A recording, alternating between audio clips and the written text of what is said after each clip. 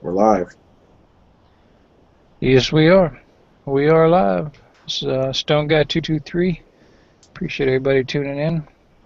Got a few links out there so people can come in as they wish. I'll try to keep an eye on the gun channel stuff because I want people to participate and give me ideas or throw out any supplies that we might miss. Because the topic for tonight is, are you prepared? Meaning, I kind of want to know, your level of preparedness and what's your most likely scenario in your mind for a situation where you would need to have said preps.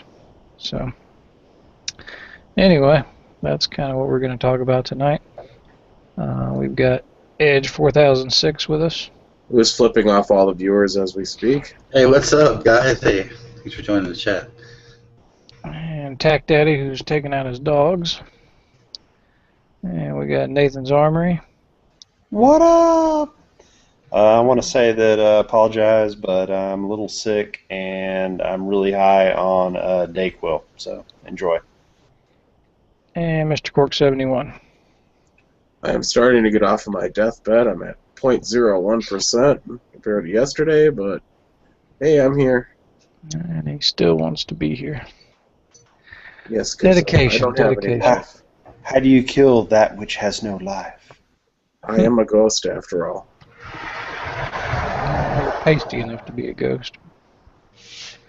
Anyway, so I'm going to log on to gun channels here so I can keep an eye on the comments. But so right off, let's see how am I going to do this. I hate doing the whole left to right thing, so just kind of jump in. What as it is right now with the way the world is, what do you think the most likely scenario is for collapse of commerce, as it were, where you'd need some substantial preparations for?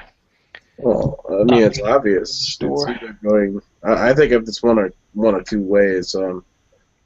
Either an economic disaster, which we've come close to. With the EU almost failing, and then we've had the United States, in that recession for a long time, and otherwise it's going to be a natural disaster of some sort. A lot of sun flares, because the sun right now is actually in a cool section. Who knows what's going to happen when that comes out of the cool portion of it, but those are the two that I'm really thinking that will cause it. And the one that I'm thinking is more likely to happen is the EMP from the sun.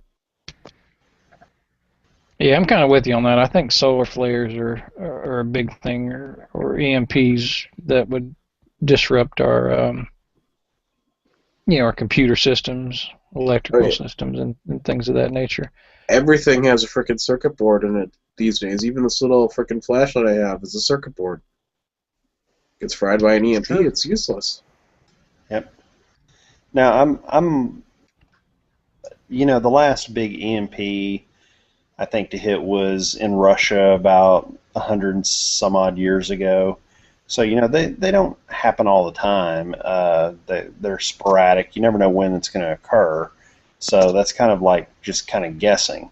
But I can tell you this: if you look at economics and the way things were prior to the Great Depression, and then since we've taken away the rules in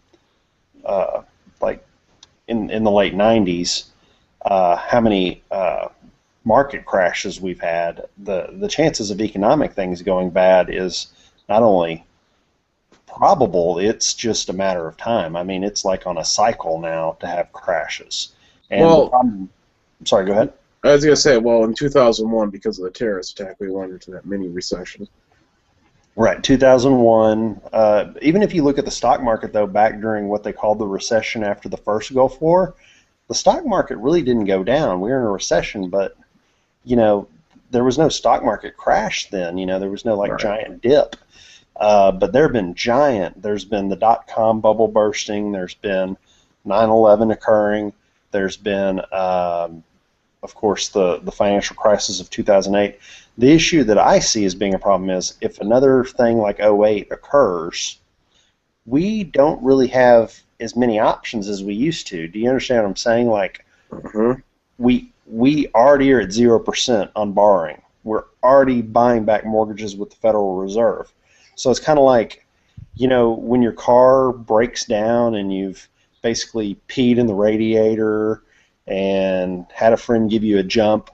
Next time it breaks down, you've already done every last-ditch effort you got. Yeah, the last egg that you used to patch your radiator. I would say if you could piss like that, that's impressive. I don't want to really look at it directly, but that's fucking impressive. Well, you stand up on the front bumper and pee down into it, But that sounds like an experience, right? Okay. Well, see, I got I don't pee in a radiator from the driver's seat. Well, put yourself about 3 feet and then go from there. I could do that. That's easy. I'm just thinking back to the original Red Dawn when they all get up on the truck. Well, this ain't a pissing in the radiator chat. So. Yeah, but it's a nice segue. Thanks for getting us back on topic, Stone Guy. Well, in the midst of a social collapse or economic collapse, I mean, how do you prepare for something like that, especially for our money's deemed worthless? I mean, what do you do? You're going to have to go to a straight barter system. That's about the only thing that you can do if you don't have any kind of precious metals, because that's about what the people in the 1800s had. Because when especially during the Civil War, you didn't really have currency you could trust because the amount of the currency would fluctuate so much. So really, all you had, hey, let's trade either work or stuff. That's about all you got. Yeah, wouldn't even precious metals be obsolete because? With something like that, how would it even hold any value? It's no use to anybody. Big Irk's right. Big Irk's right because it's, hey, I got a giant bar of gold. What will you trade me for it? I didn't want to say this. I can't eat it. What happened during the Civil War? Most people don't realize this, but there were no coins in circulation. They had to actually use paper change, and they were literally like a sheet of stamps that you got, from the whatever bank. Quasi government you lived under. Exactly, but wasn't that because they were like the silver of vampires? Was it a 2 cent, a 5 cent, a 10 cent, 25 cent, and a 50 cent? And they were pieces of paper because everybody was hoarding precious metal. They were hoarding; they weren't spending it. Yeah, I mean, I would hoard precious metals too, because for the simple fact, if everything does rebuild and comes back and they're worth something, I have the upper hand. Oh, it definitely helps. I mean, gold, has been the gold standard for forever, so it's not like it's going to go away anytime soon because they realize how rare it is. I mean, even with gold and like silver, I mean, even metals actually have a practical application with like electronics and such. So I mean, if you have it, I mean, people are going to want to build with it. So I mean, if you have it, you can kind of go to the highest bidder if you have that ability. Right, but I mean, as far as a situation like that, I don't think if it comes to that, you better barter with that because I don't think it'd be worth anything, honestly, or a minuscule amount. The gold standard's not. There wouldn't be, there's no form of currency. I think bartering, perishable goods and things of that work, like you said, would be a necessity. The gold standard is not being used in the United States right now. Yeah, I was going to say 100 rounds of 22 could be worth, 10 ounces of gold. Well, the Steel Glass Act is what removed the gold standard. We're talking about the gold standard being the fact of our money being backed by gold. He's talking actual gold just has intrinsic value over paper. Right. Little, silver coins or precious actual bullion that could be traded for perishable goods or supply stuff like that. I think that's a good point. I think if a situation like that occurred where really money was of no value than your actual goods. You barter tangible goods, such as, cigarettes or alcohol or Hooch, man. food or Oh. you know what I mean? I agree, Can of because soup. I agree with that. 'Cause you can't So eat or many drink gold. butlers. I mean, that's Well, one thing I One thought at about a gold. time. I'm sorry. I was thinking when people put gold on the pedestals, if it did get in a scenario where, world that rule or whatever with that law, is that you wouldn't have gold. You can't eat it. You can't drink it. And gold is freaking heavy. Yeah. Versus a pistol, vices, like you said, alcohol, tobacco, Ammo. ammunition, correct? That are more hard currency and more liquid. Well, Right. that brings up a good point. Do any of you guys, and not all at once, but do any of you guys prepare or stock extra either ammo or maybe it's first aid components or different things like that? But do you stock extra with the idea or the hope of being able to trade that? Oh, absolutely. I mean, if anyone worth their salt with a gun, doesn't have, I'd say, 5 to 10,000 rounds of ammo just in their back pocket, you're doing it wrong. Because you're not going to shoot it all. But if at worst, you could always trade it for something else or sell it. In a quick fix.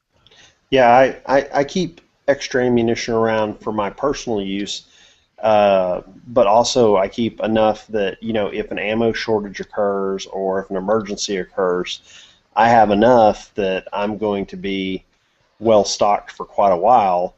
Whereas, some people just basically, they're like, oh, I'm going to go to the range, I need to buy a box of ammo. Never do that. Always figure out, my rule of thumb is figure out what you need to shoot for the next year at least, and stock that.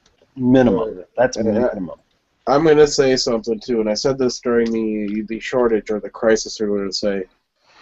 The one ammo that wasn't really off the shelves there was shotgun ammo. Right.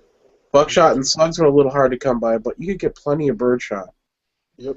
And when I was looking for ammo and I didn't have anything else to buy, I bought a box of birdshot. Because, hell, that's an ounce of lead, and if I really needed to make myself some slugs, I could always get a mold and make slugs. Oh, yeah. Birdshot. Hold on, you don't need a mold to make a slug. All you got to do is pull the birdshot out, get some Crayolas, melt them down, and make a wax slug. Those things are super duper effective. Right, but I'm actually saying an actual slug. You can make a solid slug if you wanted something to be more. I have plenty of wax sound. slugs because I would be bored one day and I'd be like, I'll make some wax slugs today. Right. Yeah, But but that's you an usually effective can't- way to make birdshot shotgun shells into slugs effective out to They are 50, 60 extremely yards. effective. I'm going to say at 10 yards, a wax slug will go right through 4 inches of foam book. Oh shit! At 10 Well, big yards, your huge. birdshot's still pretty much a slug. No, the short little. It spreads out pretty fast. I've done field tests. You can cut your shells too. You can have some fun with that. Well, cut shells are interesting, but wax slugs, I think, are far more effective than cut shells. Because they Plus, will wax slugs disintegrate. will work in any gun, not just side-by-sides and over-unders. Right. Well, to get back on to answer the question, I don't actually I don't really stock up per se like stocking up for like the world is ending, and I'm a bit naive to that, even though I know it's a strong possibility it could happen. I'm still a bit naive to that, but I do put a little ammo up to the side so I can go shoot, and I don't shoot my hollow points at all, so I have tons of that.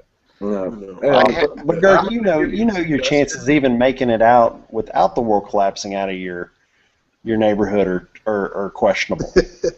Hey, dude, I'm a survivor, bro. I would make it through no problem. I just got a little suggestion for those that, I'm in a situation where I don't have enough ammo. Well, if you're going to the range and you're going to go buy a box of ammo, buy 2 boxes of ammo. Put one in your frickin' car and leave it there until you get home, and use the other box to shoot. And this way, you're always going to be stocking up this way. You buy 2 boxes instead of 1. 1 to save, 1 to shoot. And eventually, you're going to have enough ammo set aside that you're not going to have to worry about that if there's a shortage again. Right. I don't buy ammo in less than 500 rounds at a time. That's because you're a baller. Well, no, it's because I have no other hobbies. I'm single and I have no children. Oh, There he's you a go. lucky man. You buy go-karts and rocket launchers with your ammo. No one, Hey, no buddy, one, you can come out in this chat. Nobody judges. Hold on. no one calls me daddy. I got no girlfriend, and And no children that you know of. and I have no kids that I know of, and and I only have shooting as a hobby. I don't work on my, I work on my truck when it breaks, but I don't like, I did that crap in high school where I jacked it up and put big old tires on it. I don't do that shit anymore. So I just have my truck and guns. I mean, I probably have 30 some guns here and probably close to 10,000 rounds of ammo. Nice. Nice. It's just, and it's very, 45 Colt, 45 ACP, 9mm, 38, 30-30, 22 250, 22, 30-06, which actually isn't even mine, 300 Win Mag, and I have a bunch of reloading components for my big rifles. So I can make probably, a couple hundred rounds of that at least. But, yeah, it's, trying to think, 223, I got probably 3,000 rounds of 223 sitting down here. Yeah, and the reason I gave the suggestion to buy one, buy two, set one aside, is because not everybody's got the ability to be able to go buy 500 rounds at a shot, but they might be able to the opportunity to buy 100 rounds at a shot. Yeah, if you don't have that much disposable income, definitely, buying it a little here and a little there will eventually add up over time. Yeah, But and it doesn't feel so burdensome too, like realizing you just, say you just bought your first 9mm, and you don't have any 9mm ammo, and you're like, now I got to go buy 10,000 rounds of 9mm so I feel safe. yeah. Instead Well, of doing that, go ahead and buy yourself a couple hundred rounds to break in your gun, and then a couple hundred rounds to set aside, and then slowly build it back back up. Yeah, I think that's a good point. Another thing I want to bring up and really touch on, because I think for the most part everybody on this panel, I would venture to say, has food preps and ammo preps and. I don't. I need food. I keep eating this shit. I'm doing it wrong. Yeah, by the looks of you, I can understand why. It's too. Those MREs are just tasty, man. I got Well, cows I thought and gingers pigs. only ate people's souls. Yeah, Sadly, we like flavor with our sustenance. Thank you. I will say I've got enough ramen to last me a month. Well, if you guys don't have food preps, I think that's number one, because what's the rule of thumb? 2 minutes without air, 2 days without water, and 2 weeks without food, or something like that. Yep. What's where does everybody live? Like rural, country, boondocks? Because that plays a big part into it. Because where I live, I got 14 acres and pigs and cows. So I'll walk out in the pasture and shoot a cow in the head. Cork lives in the sticks. Well, that's Yeah. that's important if you have access to livestock or fish or stuff like that. But also you definitely need more than just protein. I guess in a survival situation, protein would be better than nothing. But the big thing I want to touch on, because like I said, for the most part, obviously you guys kind of threw a wrench in that hypothesis, but for the most part, everybody's got the basic preps of medical, food, water, ammo. But something that I was kind of absent-minded about was, and after I'm in Atlanta, so you guys know we had that big ice snowstorm that just shut down the city. Power was out for a couple of days, and the big thing that I noticed is obviously electricity. Whether you're talking a massive collapse of the power grid or just some natural disaster that renders you without power, electricity is a must. So whether it's a generator, which I've since purchased a little generator that I didn't have before, but a little generator or solar. Guys, what do you guys think about Stone setting Guy. up some kind of solar thing? Stone What? Guy, is that what you meant the other day when you said you had a little Jenny in your basement? I thought you meant something else entirely. With the solar, I've actually been looking into that because I've got a nice southern exposure area that would work for solar. Yeah, I think solar's a big thing that a lot of people don't give enough thought about because I started looking into it, and the expensive part of the solar is the freaking batteries that you need to charge. Are we talking a couple of days emergency electricity, or are we talking shit hit the fan, world's ending? Well, let's say, Jesus, what the fuck is that? Ryan's driving a truck. Ryan, are you in a semi? I muted him, so. I don't know. Obviously, a long-term power outage situation, you would have to, reevaluate your necessity for that. But I would say, let's talk something a little more realistic. Let's say a week, because there's definitely natural disasters that render people without power for a week or two at a time. That could be happening in Pensacola because of that, 20 Well, that's what inches I'm of saying. rain.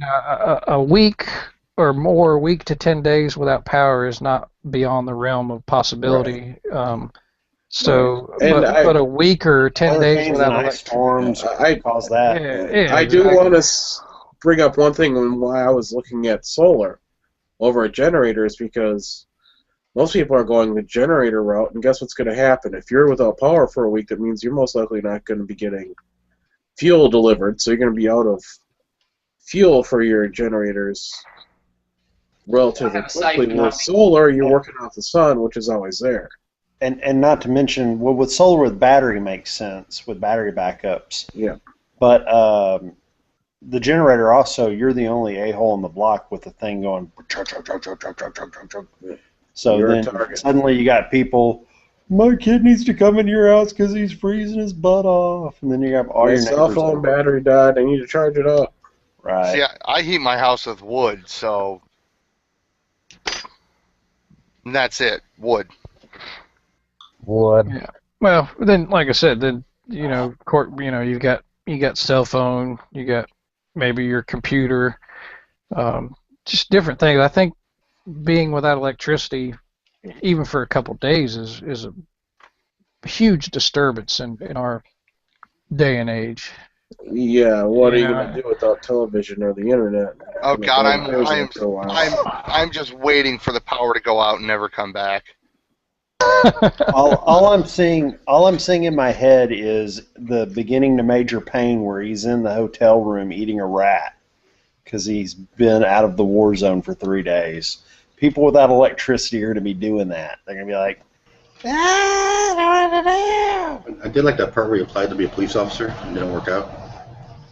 Yeah, there'll be a mass suicide of teenage girls because they can't text. Well, there's always going to be casualties in this situation. What will happen is they'll have to go back to good old bullying. There'll be no cyberbullying. You have to actually do it in person.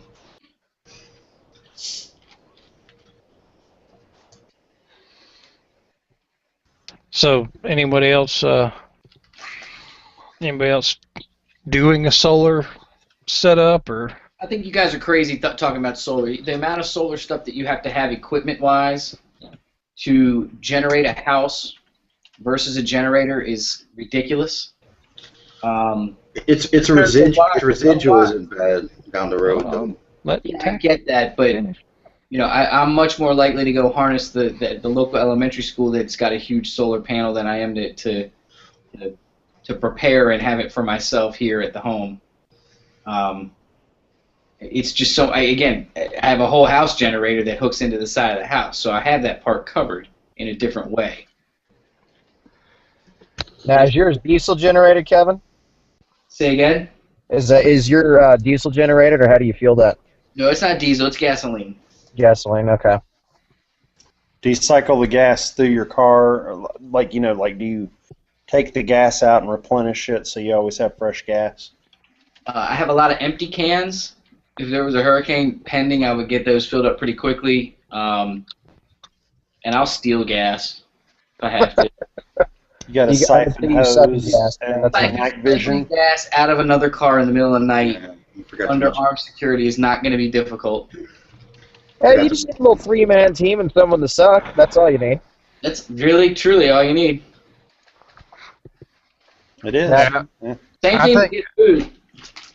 He's Well, currently that's true, but I just think that I think out of all the times that we talk about prepping and different conversations I've had with people, the biggest thing missing is a power source. You know, whether it be solar or generator. No one I'll give a ever. tip here. I'll give a tip here that I did actually live through. Because prior to the big one that plugs into the house, I had the portable ones that you can, run quite a few things off of. If you don't start that sucker up every couple months, you will get clogged carburetor and et cetera, et cetera. I had to go get that thing cleaned out before. So Well, don't they make gas natural? powered generator. Make sure you're starting that thing up every, beginning of every season or whatever it is that you do. Well, on those, you have to treat the gas if you're going to have it sitting, and you still have to do that. Or drain it, or on, drain it spec- completely. If you're gonna store it, drain it completely. I mean, Don't yeah, the air filter. That's the other option is if you're going to store it, have no gas in it whatsoever. Let it just completely run out. Well, don't they have the natural gas generators that you can hook up into your actual natural gas line? Yeah, if you're assuming that the natural gas pump stations are going to be working. Right. You also need like a specific like converter to. Most generators don't run off natural gas. I don't think any of them actually do. You have to have like a fuel converter line. Yeah. That's like $150 piece. And at that point, like you basically have to go raid your whole neighborhood for like propane tanks or whatever. What's up, DP? What it do, bro? What's up, man? I try to be realistic about it. If it's to the point that gas is all of a sudden a commodity, my 2-year preparation to have a couple extra gallons with all that shit with the stabilizers and the this and the that. It's again, I got a bunch of empty cans. I got a couple that you asked, do you cycle them? Yeah, pretty much. Yeah, like so like if you're down to your generator, bro, like you're not hooking up your refrigerator up to your generator. You turn it on for like certain hours of the day to get certain shit done, and then it's off. You're not running that shit forever. No. Well, there's 3 different things. There's the little power one that you're talking about. There's the kind that I have that, you plug it into the side of the house and it runs whatever you tell it to run, whether it be the air conditioner, the refrigerator, whatever. And then they have ones down here where it's a whole house generator, where literally like there's a shed that's next to your house that's got a generator that your shit goes down, you go out there, you flip a switch, and that thing starts up and you have an alternative power source for your entire house. Those do But what's your hours per gallon based on like your household necessities? You know what I'm saying? It's like, I mean, like around here, you know what I'm saying? Like when we get power outages for like 3 to 5 days, the first thing you do is eat everything in your fucking refrigerator. Right. You know what I'm saying? I mean, like I don't know if anyone like lives in like a hurricane place or whatever, but like if you're experiencing losing power for 3 to 4 days, the first fucking thing you do is eat everything in your fucking refrigerator. Well, yeah, you got about a day to a day and a half before that stuff starts going bad. Yeah. Well, I mean, when Wilma hit, that literally had to go sign up and go to the football stadium to get water because they didn't have a case of water in their house. Yeah. So Yeah. What Tack's talking about? Those generators that are actually hooked into your whole home generators are. I mean, those are expensive and Yeah, they're 5-6 grand. Yeah, they're fantastic. Don't get me wrong, but And they kick on automatically at the first sign of a power outage. I've looked into them. yeah. But then also think about it. I mean, like you know what I'm saying? At the same time, you probably can't go. I mean, like by the time something that bad happens, your local grocery store doesn't have shit either. So you're not going to the grocery store to go buy more shit. So after 2 or 3 days, you're not plugging in your refrigerator either. By the time 2-3 days into it, you're unplugging maybe about 50% of the shit in your house. And if your kids complain because it's too hot and humid to sleep in this house, fuck it, you're going to sleep anyways. You know what I'm saying? Keep crying. Well, no, that's the point. If you can unplug your refrigerator in different things that aren't, necessary. But with that generator, you would be able to run a heating and or air unit. You would be able to charge cell phones and to have But would you really computers or want to? radios. All right. So in a situation where, let's just say, like Northeast, like Sandy, where you're not getting any more gas, there's nothing left in, like in the grocery stores, you're not running that shit. So 50% of like your utilities or whatever you would run it on. Oh yeah, you're not running anymore. Oh yeah, I mean, not utilities, obviously, the things that aren't necessity, but hell yeah, that's the whole point of being prepared. If you have, hell, even 10 gallons of gas, aside from what's inside the generator to start with, I mean, that'll get you by for several days. Yeah, beyond that, our preparations include whole room air conditioning units as well, because again, we have a family member that if there's an issue with heat, man, it's over. So we have to be able to.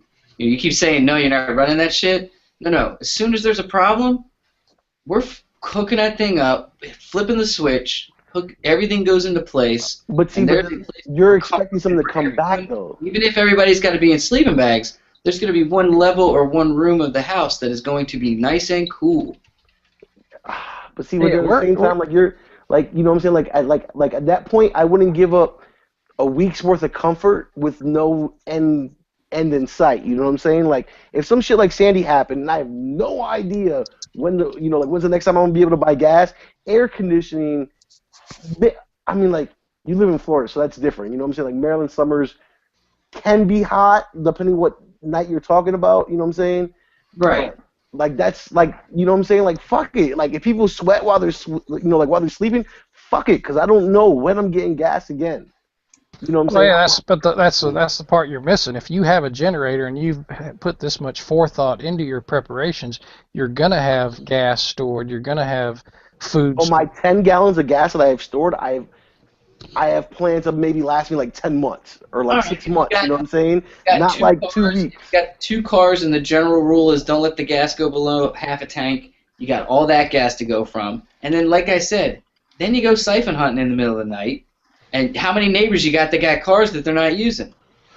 Well, if you're out in a extremely rural area with the rednecks got about 6 cars up on blocks, yeah, that's not a bad idea.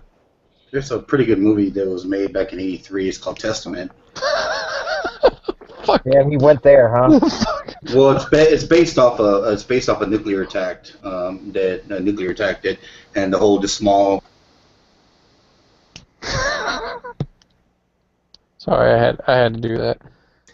Hey, he was going on topic though. No, I was telling you because they actually have to deal with the aftermath of what do we do now, and it's just like what you're talking about, all this shit where like food is scarce, power is scarce, there's no power, battery, they had to do a battery drive and all kinds of stuff, and little by little people just start flaking off because of radiation. But it's a pretty cool movie. It's interesting. It's hard to find. I downloaded it once off the internet, but it has a lot to do with the after of the bullshit. It's from the 80s, right, Edge? Yep, that's right, 83. I'll tell you what people are not prepared for. The fucking stink that is going to happen. Oh, yeah. Yes. Nobody ever talks about that. The lack of sanitation, the lack of trash removal, and the possible just death is going to be pretty much unbearable at some point. Yep. Well, I'm going to say nose plugs will come in handy.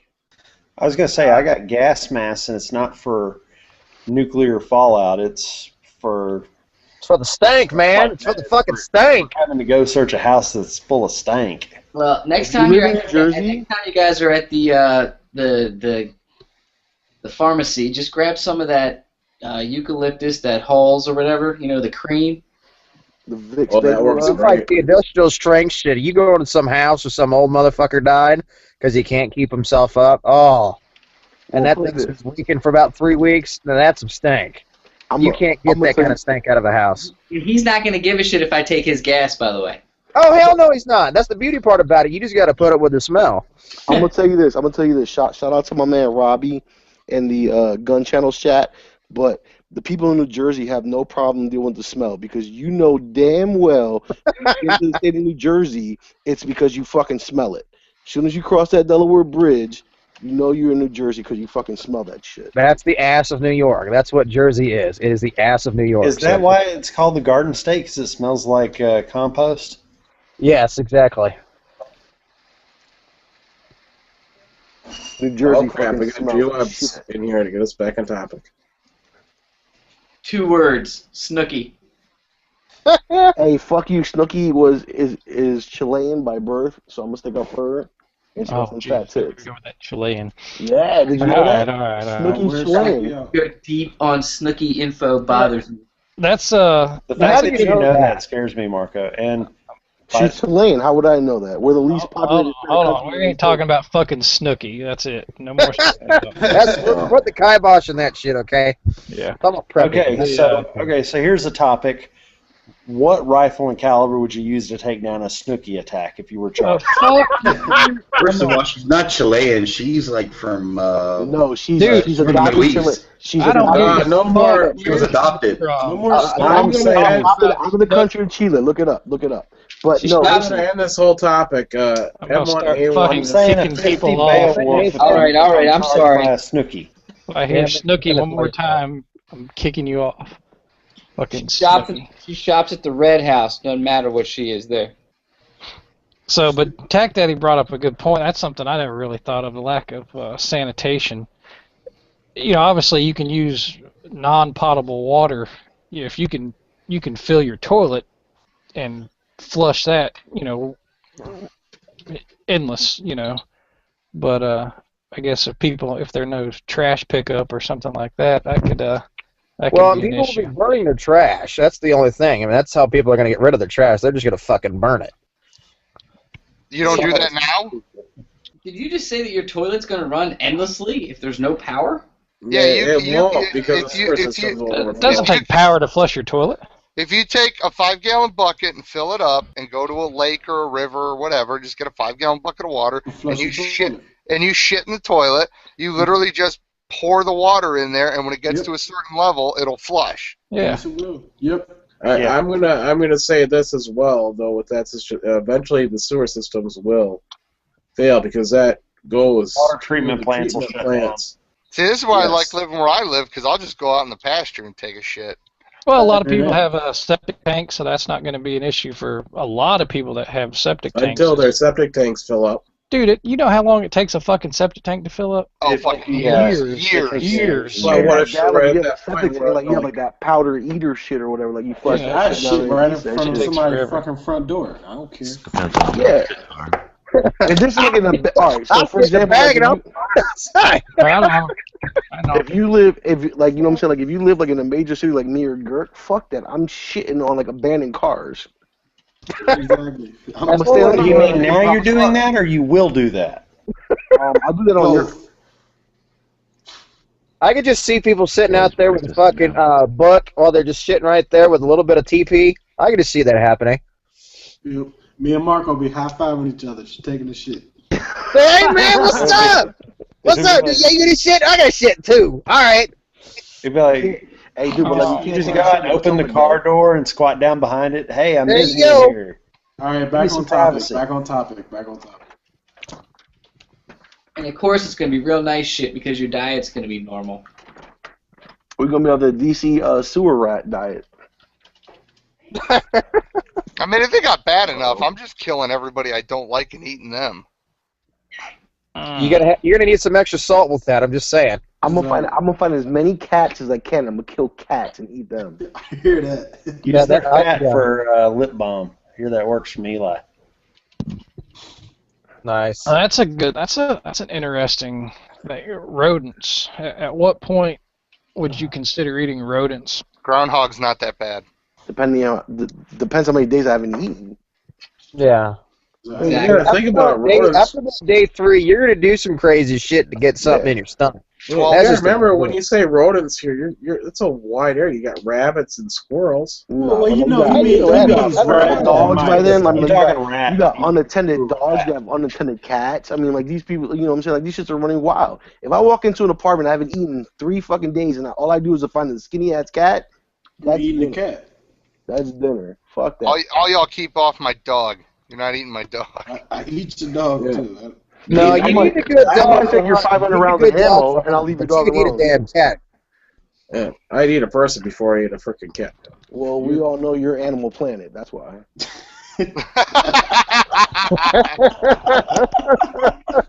Hey, since Yankee's not here, I'm saying it too. I'm gonna freaking eat. Yeah. Now, what's the psychology behind that? Let's delve into that a little Right, bit. now, he would say he would eat what? What would you say you eat, Quirk? And he said he Eating- would eat a person before an Eating animal. Yankee. Fuck I that. said I'm before a sorry. cat. I Hey. eat whatever's in front of me. I mean, like, it really Exactly. depends how empty your stomach is. I mean, think about it. Like, right now, if you go 12 hours without eating, you're hungry. You're starving. Blah, blah, blah, blah, blah. Times that times 6. 3 days without eating, it could be a human. It could be a human or a cat. And to me, it doesn't You fucking gotta matter. find the fattest motherfucker you can, shish kebab his happy ass, and you'll be done with it for about a week. That's Yeah, what right. it's gonna And you know what? This, In all seriousness, though, Cork, would you seriously? I mean, were you just saying that to be funny, or would you seriously eat a? You would eat a person before a cat? I'd Well, eat my own anything cat. at that point. No, a cat. Not your cat. A cat. No, I probably still wouldn't. I'd still Would- choose something else. Okay, I'd so let probably me eat a ask you rat this. before I ate a cat. Let me ask you this: if you came across a dead human body and a dead cat body, because all is lost and there's no one else around you, what are you eating and what are you feeding your three? Whichever one is fresher. Okay, well they're both just as fresh. So a dead human and a dead cat. What are you eating and what are you More feeding your meat on cat? a human than there is on a cat. So what are you feeding? So what are you eating and what are you feeding your cats? Well, the cat's an appetizer and the human's the main course. No, There you go. There's a Cork is lot gonna more feed his usable cat. meat Cork on a will feed human his than cat. there is on a Cork- cat. Cork has to feed his cats one of the two dead corpses. I mean, really, look at it this way: all life is nature's way of keeping meat fresh, and that's all we are: is bags of meat. yeah. Yep. And meat Meat is a is luxury. meat is and, meat and- is and- meat. No, and meat My is a cat luxury. loves me. And meat is a luxury. Think about it. Meat is a luxury. Only in the last, I'd say, 120, 130 years is meat, prevalent in a human's body. But meat is a luxury. So what would you No, if meat was no, not I a would hobby, say it's a a been luxury. eating meat for the past Tens of 120 thousands, years, but bro. okay. Yeah, We've been eating meat for tens of thousands of No, years. We meat have is been one eating of meat. flavor. Eating If you go to It's other not a meat. cultures, What are you gonna it's eat? flavor. Hey, what'd This you is only an American phenomenon where we Yeah, eat meat as meat the is a majority of the luxury, meal. bro. Learn history. Meat is a luxury. So Look what at are you saying, G-Webs? I personally say that you're all crazy to be looking for the prime. That's like looking for filet mignon or whatever when times are tough. You can eat bugs and you can reproduce bugs. They have a life cycle of days or a month. You can grow like a whole what am I trying to say, like a bug farm in your basement. So you're going for like the cricket route then, right? G-Webs? Whatever you feel like you want to eat. I don't like eating bugs necessarily. I've never done it, but I think I'd be eating a bunch of worms and stuff that I could grow out of compost and, like I say, mushrooms and the green type of foliage you can get pretty quick out of like sprouts and things like that. If you're dumb, then yeah, you're gonna have to go kill your neighbor. But if you're smart about it, I thought we were talking about prepping. If you're gonna prepare realistically, and if your immediate foodstuffs are stuff that we're familiar with, and you're concerned that there might actually be a necessity for long-term stuff, do simple looking at how easy it is to grow mushrooms. Mushrooms are like a giant moss that lives underneath the stuff, like under the bark of wood or under the ground or whatever. So all you have to do is keep that moss alive, and it'll keep fruiting all the time, like way faster than any other kind of non-meat like vegetable. And look at the protein you get out of it. So with a couple of pieces of wood in your basement in a cool damp area in a shed wherever, you could be harvesting mushrooms constantly to where you're able to sell them, and you're able to be like a you're able to actually have something for trade in the new systems, or while everybody else is starving. With sprouts, you can do that on any windowsill with very minimal water. And again, it's gross, but you're eating bugs now anyway. If you don't think about it, if you don't pay attention, you're eating bugs and all kinds of stuff that that use bugs for protein meal. Dandelions are often overlooked, but they're a great source of vitamin C as well. Okay, well, I will say this: like plants, flowers. Rabbits have a pretty good return, so I think rabbit will be the new filet mignon. Like people that actually have to live on scraps are gonna give a few of those scraps to a rabbit, let it reproduce, and then take mom and wait for the others to grow up chickens. Somebody's bringing up chickens. If you eat just greens and rabbits, you'll die off of fat poisoning. Right. Lack of fat. You would die off of a lack of fat. And while eating, bugs or whatever, or like a renewable resource is great, if you have a family of 4 in the typical American home, not 17 acres like my man over there from Rabbit's got plenty of fat in it, dude. No, it has no fat in it. If you eat just rabbits, you will die. If you ate nothing but rabbit, for like I don't think you would die from lack of fat. You will. You will. It's actually protein poisoning. It's actually a recorded thing that these trappers in the 1800s, rabbits were so plentiful that they would trap and eat nothing but rabbits, and they would die because rabbit literally only has protein in it. It's a documented thing. And it's called. I don't think you would die from lack of fat. No, you will. You will. There's people who eat just vegetables and shit. Yeah. How do they it's die? actually called protein poisoning. And they actually have immune deficiencies. Like people, I know people like that. It's not lack of fat. That's you're misrepresenting. It's not a lack of fat. It's if you only have protein, you need your body needs certain sugars and carbohydrates. Your brain needs proteins. No, that's what I'm saying. Your brain needs sugars and carbohydrates. That's why this Atkins diet, that was a zero carb, all protein diet, was affecting people in their health, and they realized that it wasn't such a great thing, that people need certain, simple complex carbohydrates and simple sugars and different things like that your body needs. But you're not going to die from lack of fat. No, you will die from lack of fat. No. I took a health class. What if you're already a fat guy and you go on the rabbit diet? Will you still? You don't need animal fat to live. Yeah, I no, you need some sort. But some sort of fat, because you can get fats from oils. You can get fats from corn. Anything that makes oil also gives you fat. So corn, anything like that gives you fat because it's oil. Well, if you're gonna go that route, you might as well be eating fish and having like a mini pond or something like that. Even fish has oil. Rabbit few people don't have access to like a pond or something where they could try to get some fish. Well, you don't need a giant pond. You would just need, a somewhat decent sized aquarium. A fucking few fish. How often do fish reproduce? What about frogs or something? Yeah. Fish reproduce once a year. And frogs reproduce a lot faster than fish. A lot faster. Fish for a tank would be kind of tiny. If you had a koi pond in your backyard, that's one thing that you could dig if you got a yard big enough to dig a 15, 20 foot. You'll get like one koi a year. Well, that's what I'm saying. It's not a viable thing to grow your own unless you have a shit ton of water. But all right. So what about that guy in that one show where they used his pool as like some sort of terrarium thing where the fish help with water for the hydroponic that dude that was all like self-sufficient, his whole little ecosystem. Yeah, that was some of those fish, right? Like I think that system is supposed to produce fish. Dude, he was using a hydroponic farm for his plants, but the fertilizer from the fish shit was actually helping to fertilize the plants. Yeah, right, he was like. You're also supposed to harvest some fish, right? It's not just for the. Oh yeah, but he had his whole little ecosystem going on. That was like a half a pool, right? You would eat too many fish. You wouldn't be able to replenish them. If you couldn't get any more fish, you would eat them faster than they can reproduce. Even if it's just you, unless you had like 5,000 fish, you don't have. Well, they can enough supplement fish because they only reproduce once a year in the spawning. They spawn in the spring. That gets back to my original point as far as you have said, as far as like cockroaches or just bugs or like anything that you can grow yourself. No one has 17 acres to do all that shit on, especially if you have a family of 4. So if you live in a one-bedroom, you're talking a bunch of 5-gallon buckets in a room. That's what I'm saying. You don't need a lot of room to harvest worms. Right, and just so Stone Guy knows, I put a link in there, and you can read about it. Rabbit starvation. Oh yeah, no, I know what you're talking about with the whole protein thing, because you can't just eat only protein. You will suffer. So. No, you can't eat protein poisoning, not fat. Clean meat. But if you're eating cow, that's a different story because it does have fat.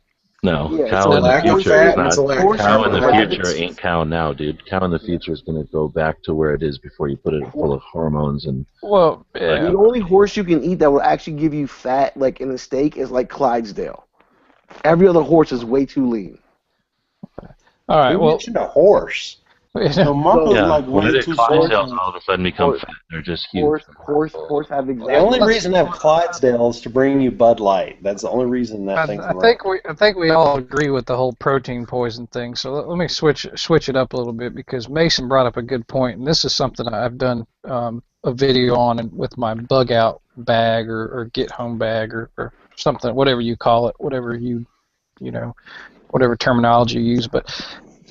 Seasonings are a huge thing that I think a lot of people overlook. Something as simple as salt and pepper, or like he put in Tabasco sauce. Because if you do get in a situation where you are having to eat bugs or hunt and just kill random rabbits or critters or whatever the case may be, some salt and pepper would go a long way to your mental like your mental well-being if you're in a situation where you're having to scrounge and eat worms or whatever. Might as well put some Well, salt on I want to say something. Jeremy put in your salt is essential. Yeah, it's essential for you to live too. You're gonna need salt. And You you don't have also a source of salt, iodine. you will. iodine salt, especially like if you have young kids that are like developing, you don't want to be making your own salt at the shore because you will stunt your child's growth and fuck them up. You just need iodine, not necessarily. It's the Well, iodine and the but salt. I mean, you can okay. Say we're living off the land here. Society's collapsed. We're roving bands of whatever. I live on the boondocks. I go out back. I whack a deer. I can't eat. My family can't. Well, my family, me and my dog, can't eat a whole deer in one night. How do I keep this 150 pounds of food from going bad when I may eat maybe 2-3 pounds of it? So Well, you'd have to salt it. Yeah, you'd have to salt the shit out of it. Salt or smoking, yeah. Salt the shit out of it, smoke it. I mean, yeah, you're basically aging it and letting it. It's a controlled rot at that point. But but salt can be. At one point, salt was was worth more than gold. So let me ask you this. Jeremy, right? Jeremy, right? Yeah. All right. So I'm guessing like you live middle country, like nowhere near the ocean. Yeah, I'm in Ohio. I'm like an hour south of Cleveland. So let me ask you this: so if all grocery stores shut down, and you literally have no salt that you can buy, where you can get salt from? There's salt mines under Lake Erie. Okay, so you'd have to. How far is that from your house? If I had to hoof it, There'd be trade. I yeah, could. you know what I'm saying? So like, Well, no, because there's a river about. And I'm not just talking about you. I'm just talking about general accessibility to salt. Well, One supermarket shut down, you don't have readily We grew as a accessible salt. country by salt stations, just well, like we that's- have gas and that's stations. the whole There's thing, Marco. people that live near them are going to start trading, and because they need, they only have rabbits and salt, so they need fat, so they don't die. And So Marco, they're going to trade a bunch of salt. Somebody's got a bunch of butter, right? Marco keeps bringing this up. He keeps saying, well, where are you going to get this? Where are you going to get this? That's the whole point, dude. If you've got to prepare for these situations, I mean, a 50-pound bag of salt is dirt cheap, and you could store it in but a if he's shed. saying if he lives in an apartment and he's already got You don't have a 50-pound stuff, bag of where are you salt. going to put a 50-pound bag of salt on top of everything else, and your 50-pound bag of beans, and your 50 If gallons you of live water? in a major city, you cannot buy a 50-pound bag of salt. I've never seen a 50-pound bag of salt. You other can. than street salt. You Other than What street salt. the sad, that real thing here, the elephant in the room, is that you're enjoying living in a city and all the things that it can offer, but it doesn't offer anything appealing when the lights get turned out. Exactly. In a So major it's city, got- like it's the even my negative Costco. that no one talks about living in a massive population In my center. is you got to Costco- immediately go into get the hell out or start fighting mode. My 50-pound bag of salt is going to be like a street salt, which I know I can't put meat on. And even my Costco, I think maybe I get like 5 pounds, like a bag at most of salt. You know what I'm saying? You can go on the internet Oh, and you order. can find salt if you go look for it. Come on, you live in a Go city. on Google and type in bulk salt. I feel you. Okay, so that's the Local pretzel internet. factory and ask them to buy some salt. Trust me, there's places using tons of salt in your city. If you live anywhere near the ocean, you have all the salt you can imagine. You just have to figure out a way to get it out of the water. Now you can, if you actually distill it, you can actually have fresh water and salt. I just don't hear so. Keep being All right, lazy. so like out of Distill some all the water. prepper, like out of all the prepper videos that I've ever seen on the internet, no one I've ever seen has shown me a 50 bag pound of salt on a prepper video ever on YouTube. Good point. Never seen it. That's because it's a lost art. Nobody. I feel you on that. I Very feel you few, on that. very few people actually know how to salt a hanging cow carcass to the point where now we just have. I mean, have you ever heard of? If you live in the South, you had to have heard of salted pork. I mean, like I know what salted meats are, but I'm just saying, okay, you're gonna have these out of the 100 millions of people that live in a city, 1 million of them are probably gonna make it out to the woods, and they're probably gonna shoot a deer and not know how to clean it, nor how to salt it, nor how to deal with like just a dead carcass, and they're gonna eat the 2 pounds that you talked about. That's what we take from them. What they're going to do is they're going to eat the 2 pounds. They're going to eat the 2 pounds, and then they're going to start eating rotten meat because they're starving and they're going to die. That's what's going to happen. Yeah, they're gonna get a shit ton of dysentery and just bleed out is what they're gonna do. Probably will, but like I said earlier, I mean, like, out of all the prepper videos I've ever seen, I've never seen one say, look at my 20 pounds of, not even 20, I've never seen a wholesaler, a Seth wholesaler. I'm not saying that there's not wholesalers of salt. I'm You not ain't saying seen that. my videos. Hey, hold on, Marco, I just Googled it, and somebody said, just if you have a feed store, which you probably don't in the city, but you can go and get a white salt lick block for a cow that weighs 50 pounds for next to nothing. Okay, but don't use that. Though. You know what they hold the salt together with. Cow. I have no idea what they hold the salt together with. That's what I'm saying. Like, I can get rock salt from my driveway, but I'm not gonna fucking. That would work. That would work. Oh, you gotta be kidding me. No, but Oh my god. You could Of literally. course, they have Mrs. Salt. They just mold it together. And Oh, you're an a-hole. I believed you for a second. Then I started thinking, how did they get that much? Somebody that doesn't want to talk about their job, dig a little deeper, and it turns out they're a horse ejaculator. I am looking at 25-pound bags and 55-pound bags of pure ocean Atlantic sea salt. Okay, but everyone will get stuff there. How much? $63. That's not for the 55. Yeah. For a 55-pound bag, it's $63. I'm culturally sensitive, so I only use kosher salt. You go to Costco and buy 10 5-pound boxes. I'm sure God will forgive you for using the shit outside, okay? He's probably has to have black salt. I'm not worried about God. I'm worried about Allah. So speaking of that, do you know that there is different salts? There's like a ton of different salts. Yeah, out there. there's They all taste kind of different. I enjoy the pink salt. That's the good stuff there. Yeah, But- that stuff's pretty good. The black salt though, it's really good. Anything pink's good.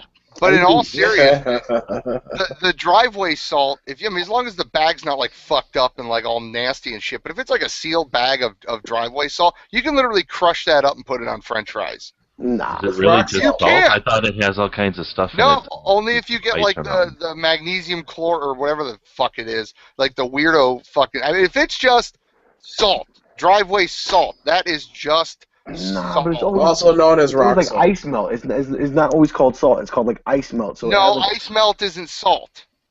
If you get pure rock walk salt, down which to your is what is corner used. if you walk down your building or if you walk to the corner, you're getting like ice salt like from like the bodega. You know what I'm saying? You're And not normally getting- that stuff is a mixture of chemicals. Yes. Yeah, he's talking about just straight up rock salt. Yeah, straight up rock salt. Who has Yeah. that? Oh, all sorts of people. Oh, I mean, They use that to put on our roads. 8,600 results for prepping with salt, so whatever. The knowledge is out there. You just have to fucking find it. That's the deal. Yeah. Name a Google search that you don't get less Well, than that's 300,000 the whole results. point, man. No, That's I the know, whole just point kidding you, of this. but there are videos that talk about salt and having it. Well, and that's the whole point of this chat was to, or not just this chat, but in general, prepping in general is you've got to choose, you've got to really evaluate your situation, what you feel like is the most. Jesus. What happened there? My bad. Not My cat was climbing on something and he fell off and. But let me ask you this: like, Hey, what happened? I thought that was your last chat. Yeah. So. You did the Air Force already? How many deers can you salt with a 50-pound bag? Maybe like 5? Probably. No, you're not. I wouldn't salt. I I don't would jerk. I would Okay, Google real quick. How many pounds of salt does it take to salt a deer? Oh God, if I had it, you're probably looking at 5 pounds per 5 deer. pounds If I a had to deer, guess. probably. So you're looking at like 10 deer stops, so 10 weeks, 2.5, 3 months. It's better than nothing. It's better than standing around with your dick in your hand. No, my dick feels pretty good in my hand. Oh Jesus Christ! You But, should salt but it to seriously, preserve that's that the feeling. thing. You gotta evaluate your situation and what's going to be most. One salted deer will probably last you like 2-3 months, maybe. No, So Who lives closer to Colonial Williamsburg and could be learning all this stuff? I do. I live by Colonial Williamsburg is maybe like an hour. Girk is maybe like less than an hour away from Colonial Williamsburg. Oh, I'm just saying, you guys could be schooling us on this stuff. Girk is like 30 they do minutes that away every from day. Mount Vernon. But there's also, we're talking about first aid kits. Well, if you that's have, pretty far away. I thought you were right by the coast. If you have salt, We're you inland. have a way to clean wounds. Yep. If you get a cut and it starts, if you Ah. keep it from getting infected, salt will clean a cut out. Does Pretty anyone damn ever, quick. Note to hold on, self: does- don't go anywhere near that guy when I get a cut. Hey Jeremy, like you're a Marine, right? Yeah. All right. So someone told me once, if you ever have like a gashing wound that's just bleeding out and you're about to die, unless you do something about it, I heard black pepper is as good as Quick Clot, just to shut that shit down. It's not as good as Oh Quick no. Clot. No, it's not as good as Quick Clot. Tabasco. That is as good as. No, pepper works, but it's not nearly as good as the. By the way, I'm kidding. You Don't could put literally, Tabasco you in could your literally hack your leg off with a chainsaw and put Quick Clot on there, and it'll stop it. You still need to go to a hospital because you severed the artery, but Right. it will. You could literally be, as long as you don't get if you don't get arterial bleed, Quick Clot will stop that shit. Now you're not gonna like it. No, it's gonna burn, and your leg's probably gonna be fucked up. If you leave Hey, it yeah, but I too heard long. black pepper's good I'm not too, a though. doctor, but before you stick black pepper in your wounds, try a tourniquet and call a 911. Try to go. Hey, Jeremy, are you still active Marine? No, I got out in 06. Oh, right on. I didn't know. Or not. Yeah, I blew my knee out and they kicked me out. Were you playing basketball? Sucks. No, I was running down a mountain and it gave out and I went 200 yards that way. The mountain gave out on you? No, my knee gave out on me on the mountain. California sucks. Yeah, California mountains suck. They fall apart. I'm waiting for California to fall apart. It could happen. I'm waiting for that San Andreas Fault to just crack off and watch it float away. Now, one interesting thing that I have seen salt related is, have you ever seen the lake? It's some Louisiana lake Peg Noir or something like that, where they Pontchartrain. I don't think it's Pontchartrain, but anyway, where they drilled for oil and they hit the salt mine by accident, and the whole mother effing lake went down into the salt mine over a 3-day period. I believe it. That's hilarious. Yeah, it's a great video. Like an active salt mine? It was an active salt mine, and whenever the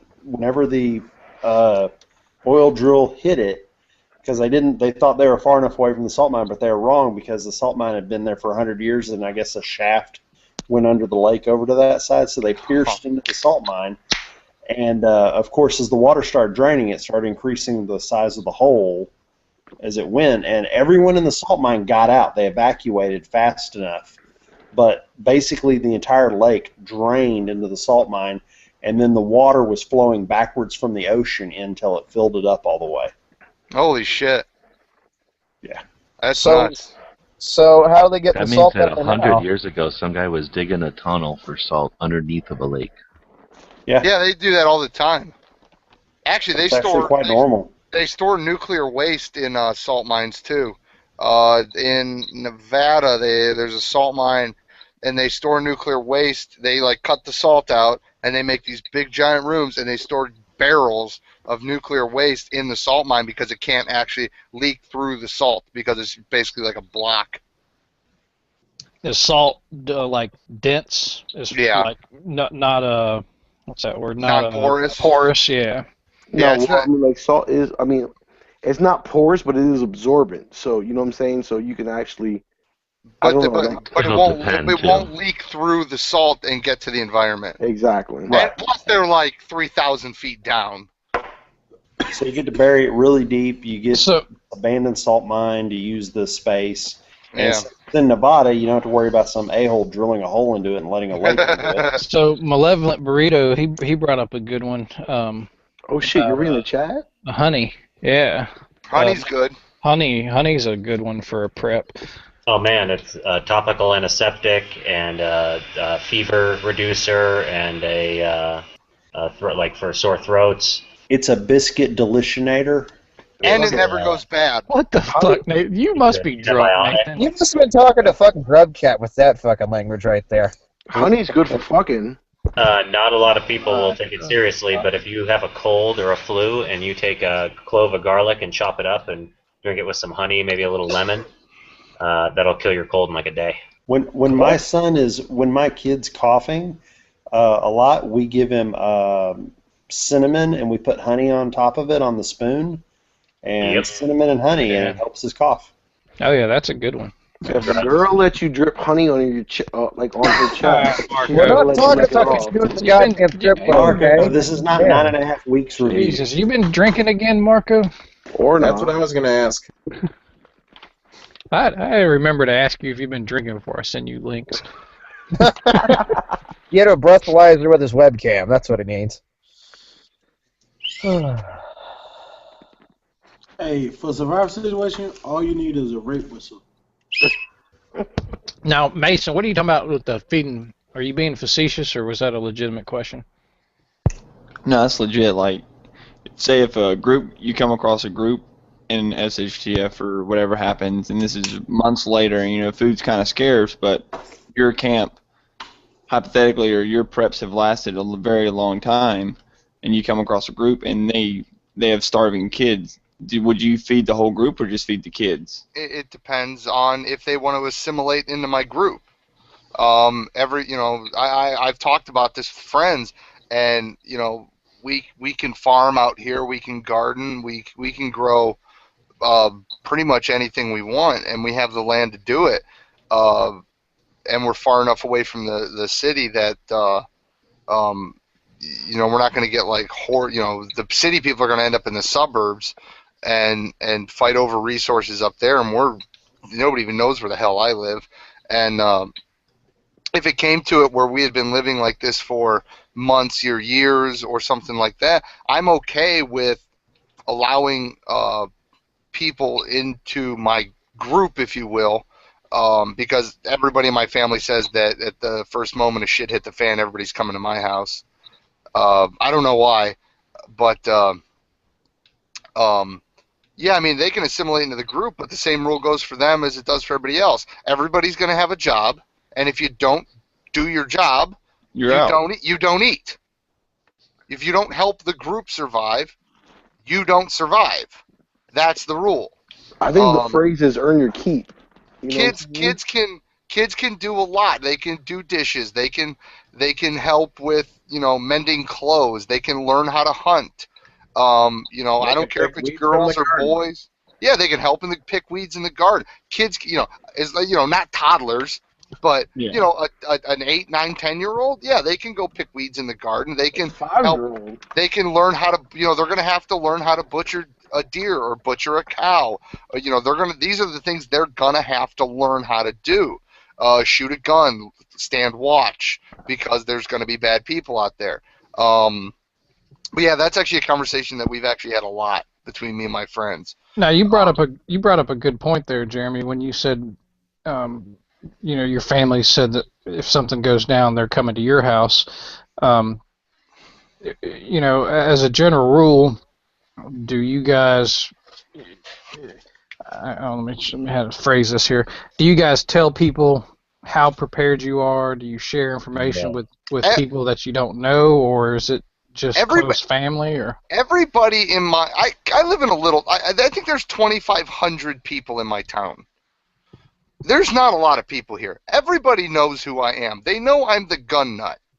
My neighbor and a kid I went to high school with just rang my doorbell last week, and I was standing on the front door of my house, and they're like, we can't fix my shotgun. Can you look at it? I mean, that's who I am in this town. I'm the gun nut, and everybody's got guns, but I'm the gun nut, and so that's saying something. So, sure. So okay, go ahead. I don't. You know, it's not a matter of me telling people how I'm prepared or you know, prepared here, prepared there. Everybody knows that I'm the gun guy. But you know, friends, family, people I love, people I trust, people that are useful to me. If you're not useful to me, get the fuck out. I'll put a bullet in the back of your head when you're not paying attention, and we will eat you for dinner, and I will not tell anybody what happened to you. I don't care. It's about survival, and it's about taking care of my loved ones. I don't. If you are not you, if I don't like you, or if I don't, I shouldn't say that. If you're not in my circle of give a damn, which is what I call people I actually care about, if you're not in my circle, I don't care what happens to you. Now, if you would like to come in and work into that, that's fine. But if you're not Now, is that the circle of trust? I'm just curious. if you're not useful and I don't know you, fuck off. If you're useful and I don't know you, come on in. If you're an asshole and you're useful, I'll probably still shoot you. What's that, Ryan? I said, is that the circle of trust? Not Just even the curious. circle. Well, you know what a monkey sphere is? I have no clue what a monkey sphere is. That's everybody's homework. Go look up what a monkey sphere is. Is that a Marine term? No, it's actually a real scientific thing. What they did is they studied primates, and brain size is directly correlated to the size of groups that they lived in. So like there was like these big apes, but they had kind of little brains, and they only live in groups of like 30 or 40. And then there's these little monkeys, but they got kind of big brains, and they live in groups of like 100 to 150. And humans being the largest of you know, hominids, if you will, or the most intelligent. But basically what they really figured out is that you can really only give a shit about 250 to 300 people. I mean, and really press yourself to think of how many people you actually care about beyond that many people, and you don't. You hear about a bus going off a cliff in fucking Sri Lanka, you don't really give a shit. You might go, oh, that's sad. But do you really, like, and this is going to sound horrible, but even with mass school shootings or horrible tragedies like the Boston bombing or anything, you might go, oh, that's fucked up, but you don't really care unless you knew somebody that was there and got hurt. That's not it. No. You don't That's really. hard to say. You You don't can't say that really. about.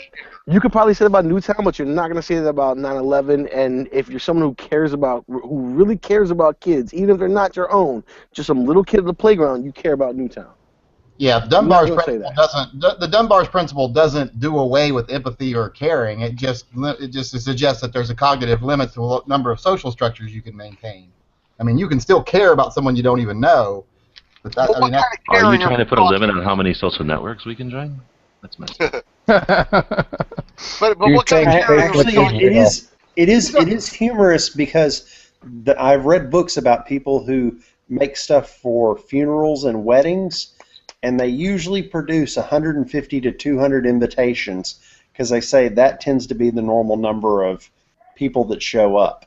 Well, if you know more than that, you're full of shit. For the simple fact, nobody has that many friends. Well, Yankee, what did you call We're it? talking about family Actually, members, how- extended That's because you people, live on friends, 17 and other acres. things. Hold on, hang on, one at a time. It's called the Dunbar Principle. The paper that it's based on actually, one of the big papers it's based on actually came out while I was a psychology major in college. So, Dunbar Well, I just Googled it and put it in the chat, so if you guys So want it's to a go check very that out, old welcome. thing you're saying? Ryan, you got to learn how to put it like in the chat window, like of the Google Hangout, not in the one back on Google Plus. stop catering to people. Make people learn how to use Google. Well, apparently it's in the Hangout, so they have to learn it either way. So I've made them do it anyhow. All right, so kind of in that same line of thinking, where you're going to allow, you know, not only people to know about your preps or what you have, but at what point do you draw a line to how many people you're going to let into your group, or to let, you know, like in a true shit hit the fan, if everybody in your town knows that you're the guy with the resources and the preps and the firearms, you know, at what point do you say enough is enough? I don't. I basically become, if I have to become the general of this group of people and be the one that makes decisions or holds court, because people aren't going to change. There's going to be assault, there's going to be robbery, there's going to be rape, there's going to be all of that still.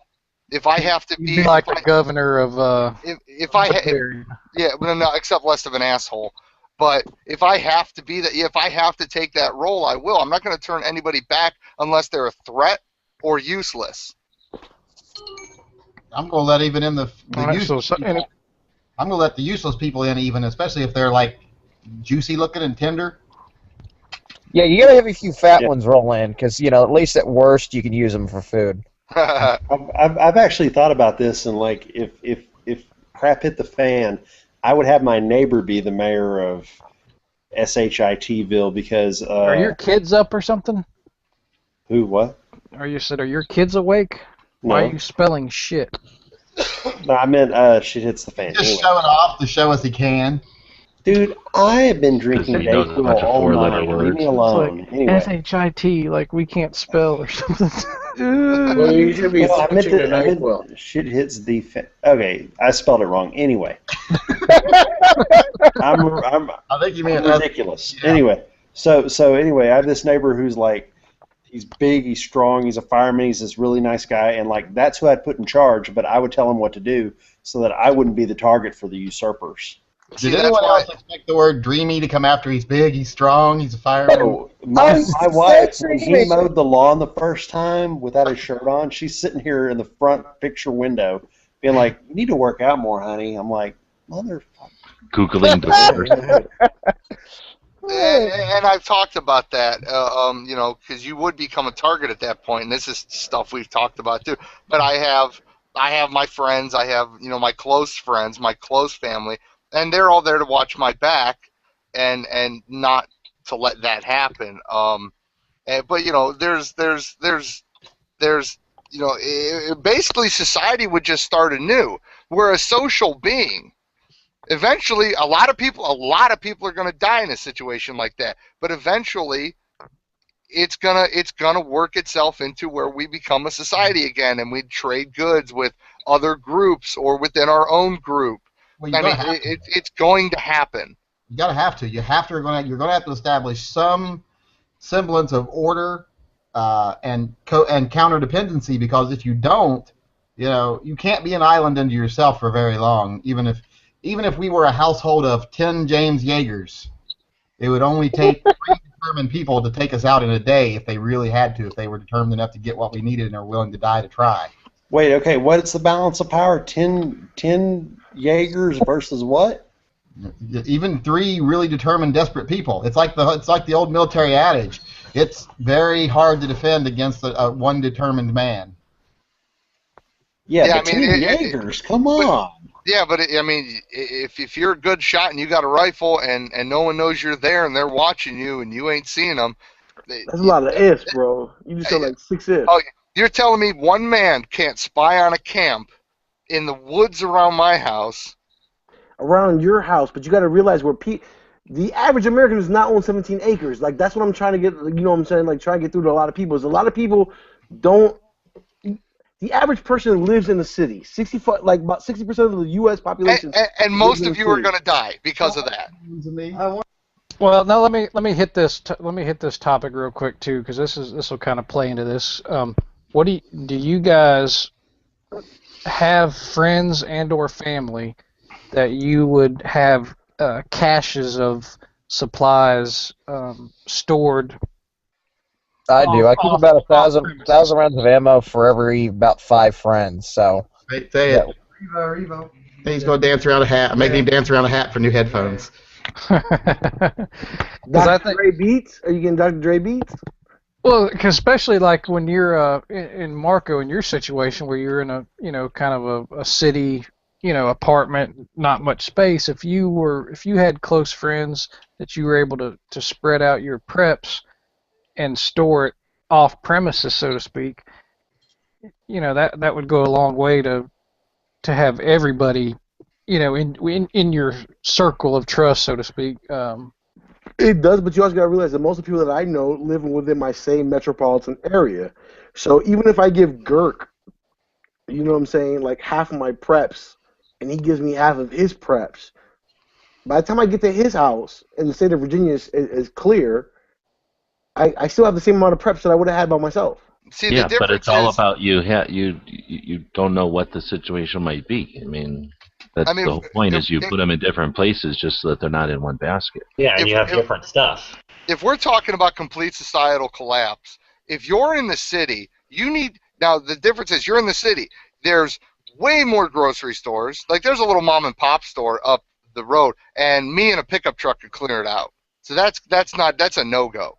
But you have lots and lots of people that are going to lose their minds, and there's going to be mass riots and panicking. But you have much more resources around you, whereas I don't have that. I have to make my own because I don't have it pre-made from. Yes, but those many resources like that you speak about are gone in 3 days. Yeah, it takes about 3 days for a grocery store to completely clear out. I'm a truck driver, and I know this for a fact. Like while Smallville, who has 1,000 people to one grocery store, one major grocery store, I have like 10,000 people to one grocery store plus a bunch of corner bodegas. You know what I'm saying? But I'm saying scavenging-wise, after the years down the road, even there's going to be still years stuff. Years down the road. Years. So, I'm talking years because people are going to fight for resources. I'll give you that. But like my immediate, let's say 30, like I don't know, like 90 days, I think is like the big plan. Once you make it past 90 days, you're probably in the clear. Like I mean, like I don't want to say in the clear to be totally in the clear, but you know, so like once you make it past, I think 30 days in a major city, 60 days of figuring out where the fuck you're gonna go and end up, you're there. You know what I'm saying? But those first 30 days in the city, past 3 to 5 days a week of nothing and expecting nothing, you're done. You're done. Well, what's a general consensus amongst? We'll just do this panel, and then the guys in Gun Channel throw your comments up. But what's a general consensus on the amount of supplies that you would need to have, as far as like 30 days of water, 60 days of food? I mean, what's a Is there really a limit? what's a realistic? Well, I mean, because obviously How important is your family to you? Yeah, I mean, obviously there's a finite. There's got to be a finite number because you don't have the space to store a year's worth of food, or what I mean. Yeah, freeze-dried food doesn't take up a lot of space.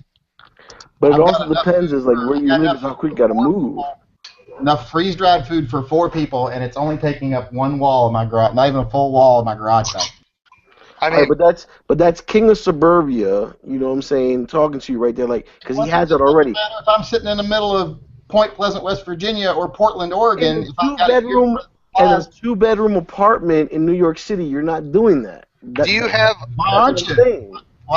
You have a closet. I mean, 720 servings of freeze-dried food for $735 from Wise Food Storage, and it comes in 5-gallon buckets that you can stack up in a closet. Yeah, and if you're living in a 1-bedroom apartment in New York City, then there probably isn't 4 or 5 of you in your family. No, I said 2-bedroom, 4 family. Look at Never Enough Ammo's videos. He made that awesome bed where he's got like underneath all that wasted space underneath his bed is basically preps. 6 He has months. one closet devoted to it. Check out his old videos. He's literally, what did they live in? They had a living room and probably a couple of bedrooms, and he only ever showed the bedroom and the closet. So it's not like he had a ton of space. It was a little duplex condo, so yeah, he didn't have any extra space. Yeah, but you're looking at like $1 a serving on freeze-dried food. Yep. And that's fucking. I mean, I'm half tempted to just buy this shit and live off of it. Better than most what fast company food. is that?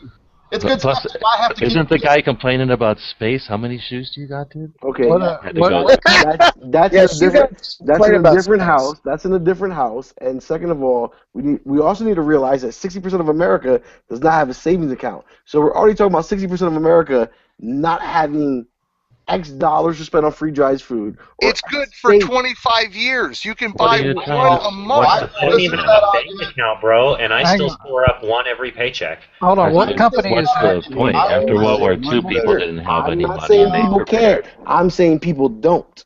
What We all company agree on that. We all agree on that. Even people with money don't.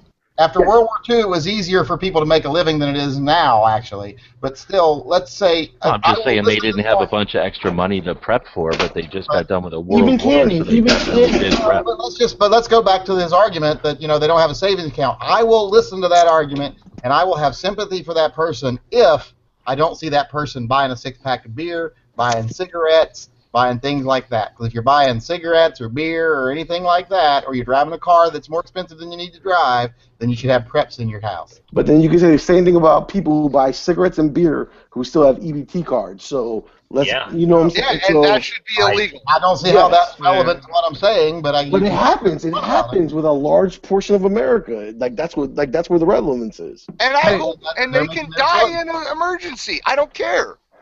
Jeremy, what company is that you're getting freeze dried for $1 a serving?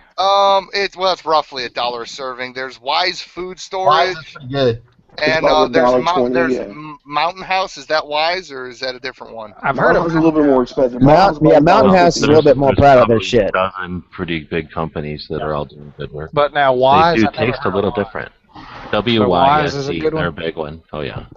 Okay, so Mountain House is awesome because you can get it at almost any Walmart. Yeah, see, I've heard of the Mountain House. Yeah, and as a Some matter of of it'll fact, be geared towards like a hiker or a camper, and some of it'll be geared towards the home preparation like this. Yep. And what's nice about the Wise stuff, all you need is a boiling hot of water, and you can make any food. Good Lord, this is the talk But over. it all comes from a cafeteria. If Girk was here, he'd tell you that all this stuff you can just buy this from like restaurant supplies sometimes, and you if you know anybody that owns a restaurant, talk to them, ask about their suppliers because they could probably order all this stuff for, I'm gonna say 50 cents on a dollar, maybe not pennies on a dollar, but this is nothing new. It's not like they invented this. This was all invented during World War II, and this is how a lot of stores. Taco Bell everything you eat at Taco Bell comes out of a box like Yankee sold it. Yeah, this company here, this Rainy Day Foods, their stuff is relatively inexpensive, and it's really, really good too. Like I have to resist the urge to break open the dehydrated strawberries every time I walk past it because they're really good. MREs can get pretty expensive. I mean, you're looking at in a case, you're looking at about $8 to $10 for one MRE package. Now, mind you, that one MRE is a day's worth of food. And other shit. How many calories you got to right now? MREs are not as good a food as this stuff as far as making a meal. Like if you've got supplies to make a meal for your family, this freeze-dried stuff blows MREs away. MREs is like eating Swanson's, what do you call them, Hungry Man dinners, compared to making a home-cooked meal. This is the only difference is with an MRE, you can eat it without water sitting there. You can eat most of this stuff without water, too. You can eat it dry. Well, I guess you could. Yeah. Delicious. The strawberry. I don't care about the taste, but how many calories are you talking about? Well, in one MRE, consumption equals energy. One MRE is about 2,000 to 2,700 calories. Really? So if you eat 3 MREs a day, you're taking 6,000 calories a day? Yeah. When we were in war, but not in real life. Yeah, in the military, we would eat 3 a day because you're wearing a 150-pound back and an 80-pound vest and carrying a 7-pound rifle. That's 6,000.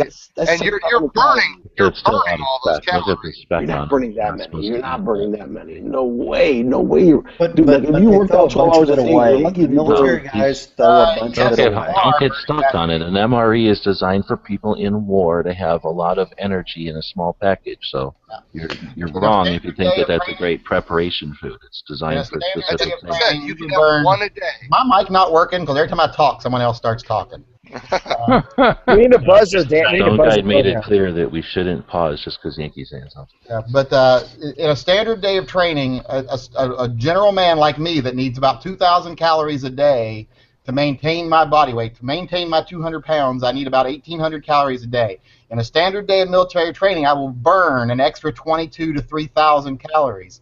So 3 MREs a day is not exorbitant for someone that's a soldier. Okay. And think about carrying 80 pounds of extra weight on your body and moving around all day. I feel you. But if you walk, if you were to steady walk on the treadmill for 12 hours a day, you're lucky if you burn like 1,000 calories. Oh, God, no. I just burnt 400 calories. I just walked 4 miles and burnt 400 calories. You throw 80 pounds of weight on you and go for a walk and see if you burn 1,000 calories. Okay. Roller skating for 3 hours burns 1,200 calories. I know because I roller skate every Saturday for 3 hours and it burns 1,200 calories. Now, is that old school skate or is it inline? Awesome. No, that's four wheel. That's old Nice. school skating in a circle. Nice. Is that also wearing spandex like roller derby? You'll have to come. They light up too. Yankees rocks a tutu. I see Yankee more as the parachute pants type. No, Nice. rocks a tutu. Just like I usually dress. I even carry. People ask me all the time, like, "Are you carrying while you're roller skating?" I'm like, "Yep, I just don't fall on my gun." Is that like a fanny pack situation there, No, I Yankee? just wear my regular holster and carry. Now, if I was dressed like I am right now in my running pants, I would be wearing my fanny pack because I got it on right. All right, so something else I want to kind of allow a little time for is I want to kind of go through, in some order. I mean, just don't talk over everybody, but I want some ideas throw out there for people that may have not, different things that people may not have thought of. Like for instance, in my bag, my bug out bag, and different things like that. Toothpicks. I carry a couple little boxes of toothpicks as a great kindling for a fire starter. Because if you're in a situation where a lot of the foliage or ground or that you're in could be wet, toothpicks obviously are very dry wood that you could get a little ember bed started to burn some of that green stuff or some of that wet stuff. And they don't take up much room, and they're dirt cheap. You can buy a thing of wooden toothpicks for like 40 cents. Do you not have leaves where you live? Oh, And if the leaves are dinner wet. party, you could have toothpicks with your dirt right away. Yeah, but by the time you carry leaves for like a day, like, you know what I'm saying, like you could dry out leaves in a day, easy. Yeah, but if you need to start a fire right then. Yeah, I might not want to wet. Yeah, having a tinder is a good thing. I've always carried cotton balls with Vaseline or ointment on them. Yeah, that's what I'm saying. The cotton balls are fantastic. I got a baggie in my pack that's nothing but cotton balls that are like soaked in Vaseline. Yeah, cotton balls, dryer lint. Yeah, I would definitely carry Although, cotton here's a good balls one. over If it's toothpicks. soaking wet, steel wool, about triple-aught or double-aught steel wool will take a spark like nobody's business, and then it like Yeah. Goes up like a battery flare. So anyway, so let's do this. Let's throw out some ideas for fire starter that people may not have thought of, and then other things like just other gear that you pack for that people may not have heard about or thought about. So, Now we're talking unconventional stuff. yeah, I mean unconventional stuff. Maybe like for instance, old cell phone batteries. If you have a battery of like a 9-volt battery in steel wool will start a fire. Some people may not know that, but that's a pretty. There's a way to get free fire starter, dryer lint. Yeah, dryer lint's a good. I have dryer lint in my bag, so that's a good My one. favorite is a Dorito chip. Accelerated. What? My favorite is a Dorito chip. You just get a little fire in that baby, and that will cook. I say I've never heard of that. Oh yeah, go Google that shit. That is magnificent. Just because it's so soaked in fucking oil, you just get a little light on it. It'll start. It's like a slow burn. That's Same with beautiful. classic potato like Lay's. I think he's just making up excuses to have Doritos with him all the time. Now what Negative, about sir. Negative. Maybe Not it's so fair I tasting. have a bag of Doritos with me. Not so Chapstick? cheese. It's a lighting source as well as food. Go figure. It's the perfect food. A magnifying glass. yeah, that's a good one. That's even better. I reverse engineer it, Stone Guy. I carry matches and then a knife, and I whittle them into toothpicks. Hey, I mean, Actually, a lot of different pieces of glass can be used. You can form a piece of ice into a conical shape and use that as a magnifying glass. I've seen Mythbusters do that. Liquid in a bag.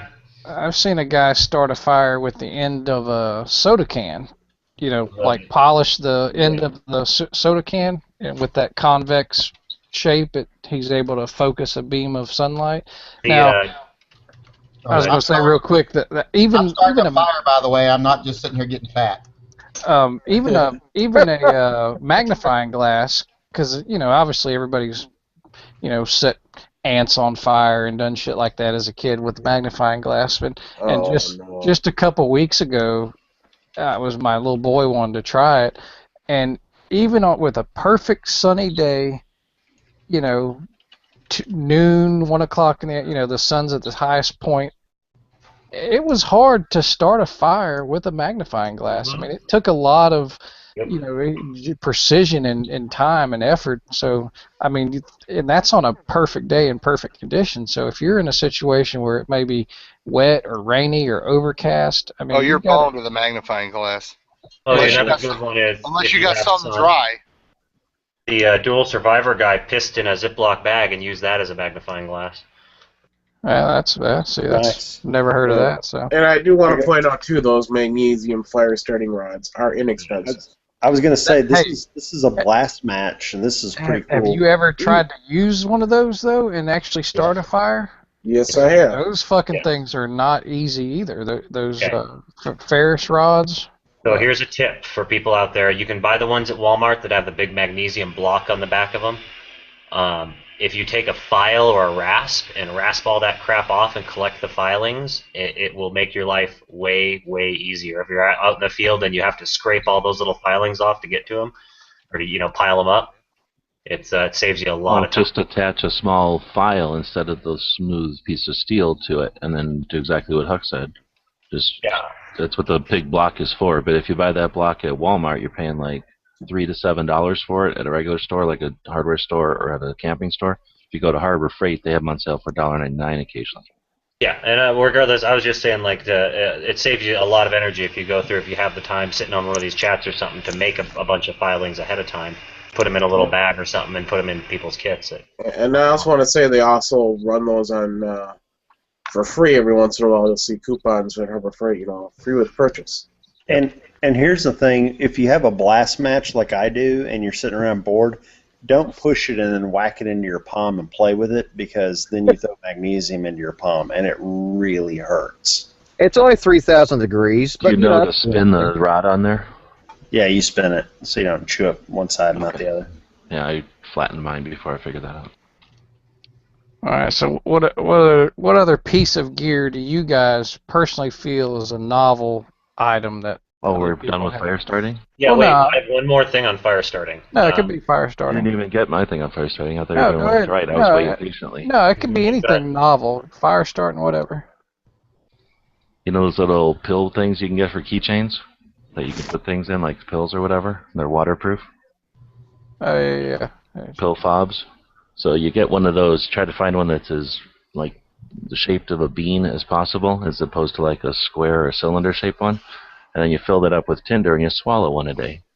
And then you're always going to have tinder. What the fuck? Okay, so anyway. Just because you guys aren't hardcore enough. He took that long don't for the think slip so. of that joke.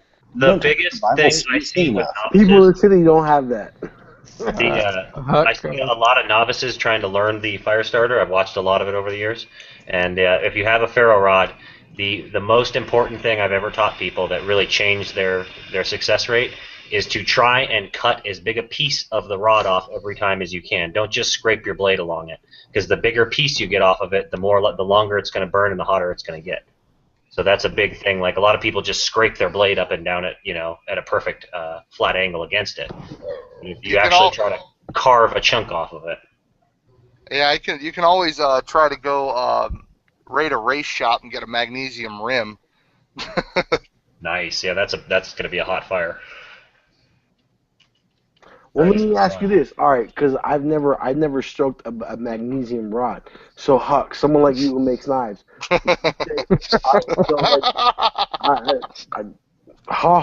live in the city. All right, so. No, you just said stroked a rod. It was funny. Now that's okay. Now it's really funny. But seriously, all right. Because, like, honestly, like, if you give me a rod and, like, here's a magnesium rod. Stroke this. Stroke this in a knot. All right, so whatever. So, like, if someone ever gave me a magnesium piece of metal and was like, make a fire, and I scraped it, I would probably use my blade point. Should I use the back of my blade? Should I use the grip of my blade? I mean, like, if... Some people will tell you not to use the blade. Blades can be resharpened, and again, if you cut the biggest piece possible off with every strike, is what you want. So I still think the blade will get you a bigger piece. Maybe if you have a knife with a specific grind on the back where the back of the blade is sharp, the back of the edge is sharp. But for the most part, I've always just used the blade and then sharpened my knife. What if Yeah, I you was gonna have point like out an that some- exact sharp edge versus like a really like jagged, or I don't know, like a burr, let's just say, like a piece of metal that sticks out of the grip. Like let's just like you got a, like like a knife that was faulty and the fucking tang sticks beyond the grip a little bit. Just use that sharp edge of the tang. Would you say use that? Or use the As blade long to as fuck up it's, your blade? it's whatever works for you. But again, like I said, the biggest part of it is getting pieces off of the ferro rod, not just scraping along the surface of it. Like you're trying to carve it out like a stick.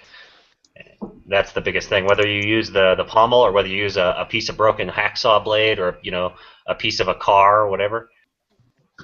Yeah. Well, Well, I was gonna say what Huck said. If you use the back of the blade, you definitely want a roughed up back, or one that's got like a blade that has a bone breaker swedge in the back. Yeah. Because that can give you an angle, and this way, if you got something like that, then you don't have to worry about dulling down your blade when you don't have to. But if you have no other choice, serrated use- edge on the blade work? For striking a steel or for Yeah. striking a ferro rod, it Yeah. can work. It's not To dull preferred. the serrations, it works pretty good.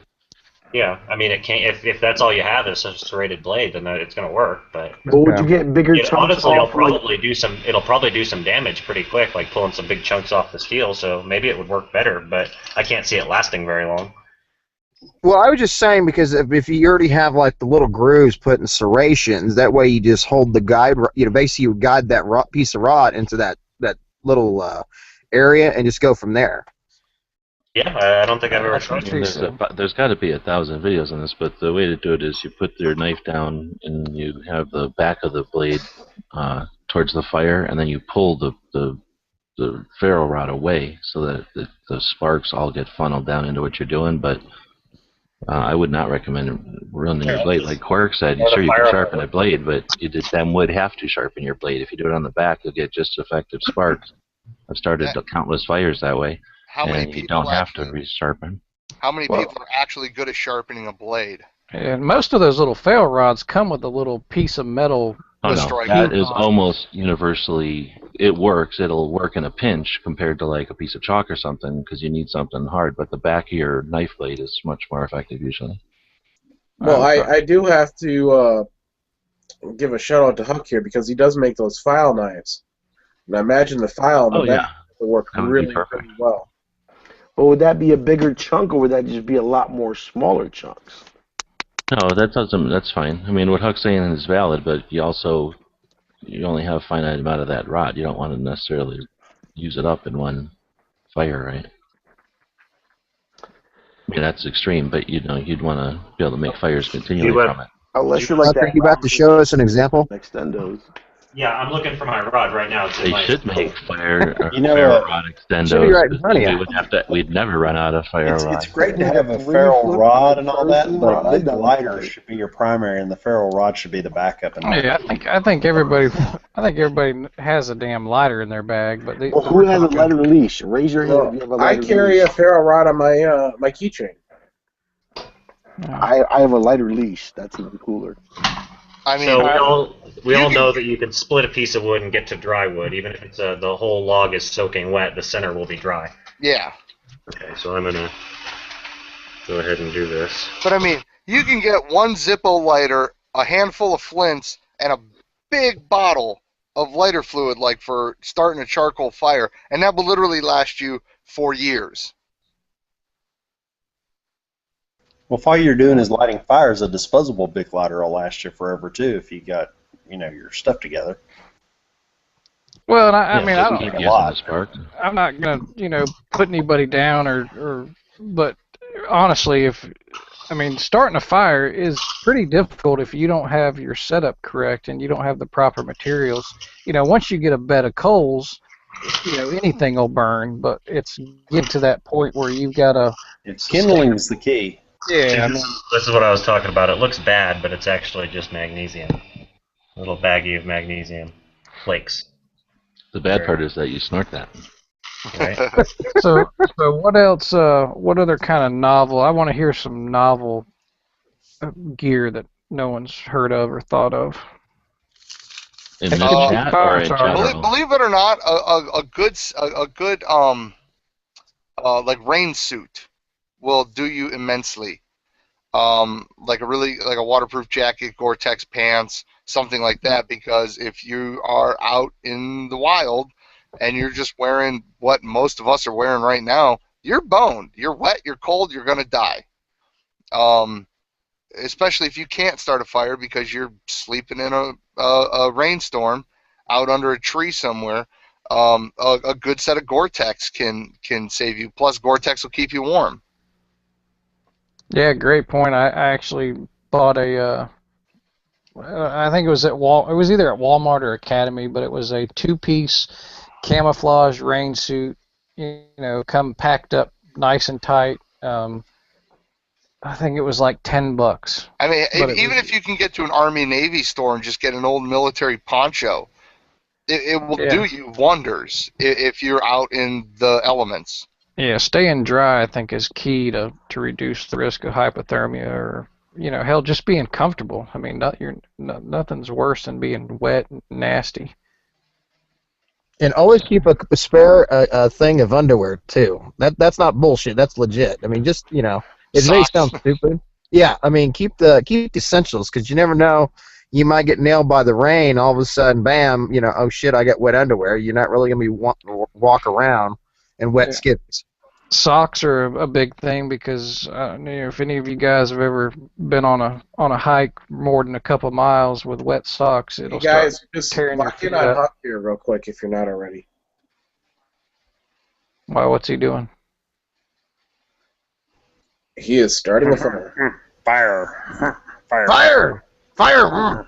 Fire! Fire good. So, well, he's the thing is trying. He hasn't done it yet. Yeah, what I'm doing right now is scraping flakes of magnesium off of my rod. So here, I'll lock on your screen here so everybody in the chat will be able to see you too. All right, I got you locked on. So the other big thing, I don't know if people have thought of this, or duct tape. You can put duct tape on your feet, and that will substantially reduce the risk of you developing blisters and things of that nature if you're, you know, on a long hike or something. Now, is that an adhesive side or the bare side? No, adhesive. I mean, just tape your foot. You know, normally on the, you know, like the ball of your feet, and then on the side. I got you. Yeah, wherever you feel, you know, your foot, wherever you know, if you walk a long time and your foot starts rubbing in certain areas of your shoes, but you definitely want to apply that dry, because if you already have a blister and you apply that you're just asking for bacteria to grow. You know what I'm saying? Like that's some shit that you need to apply prior to the fact. That's where salt comes in handy. Yeah, I went on on my back, right?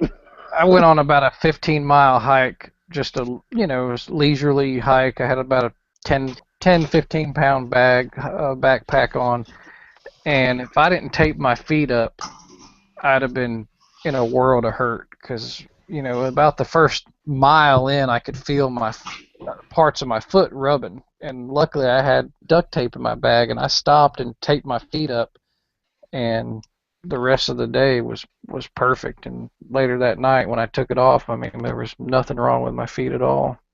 One time I was on a hike and came to a lake and couldn't go around it, so I used duct tape and twigs, and I made myself flippers to swim across the lake with. Oh, that's cool. Did you all of a sudden put on a dress? No, that's my wife. Oh, okay. Hello, Mrs. Huck. So, what all... Holy shit. He brought himself a kniff. Every time Huck moves out of frame, he comes back with a different knife. It's pretty. I know. I'm looking for one of the good high carbon steel. High carbon steel makes a much better. How long do you get a prolonged crotch shot from Huck on camera here? You know, it's kind of thrilling, to be honest with you. It's great. Jesus, I need to unlock his screen. No, you don't. He's No one wants to see showing, that. he's showing people how to do it and do He it. still hasn't got a fire lit? He's been shaving magnesium. I'm scraping magnesium into the pile of tinder so that it'll start the first time. Good lord.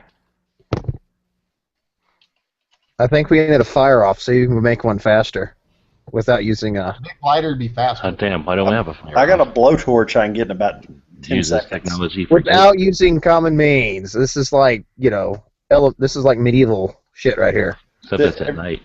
Every time I go to a Cub Scout camp out, I always walk up while someone's trying to light a fire. I'm like, "You need some help?" They're like, "Yeah, I can't get this thing lit," and I hand them a blowtorch and walk away.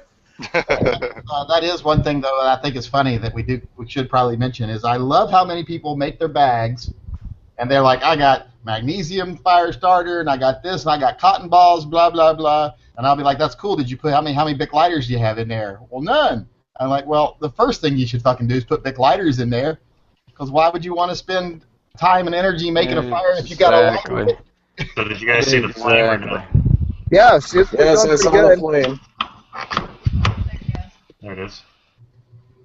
We No, I'm got not fire. stoking it. I don't have any other kinds of tinder, but I mean, that's one of the easiest ways to start a fire.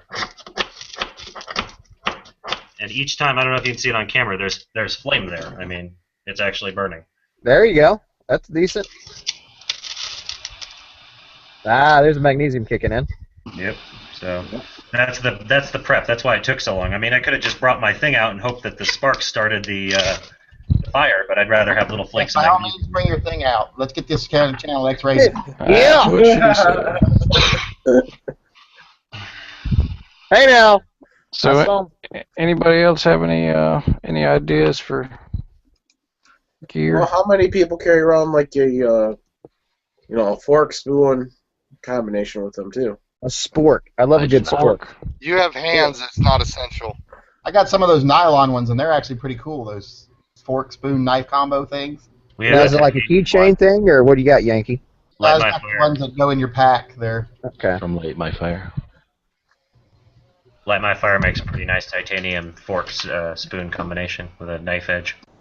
Yep. I mean, it's lightweight, and then you've got something, so you don't have to sit there and eat with your hands. You don't have to make sure your hands are clean. Like suddenly I go out in the woods and I'm going to stop eating with my hands.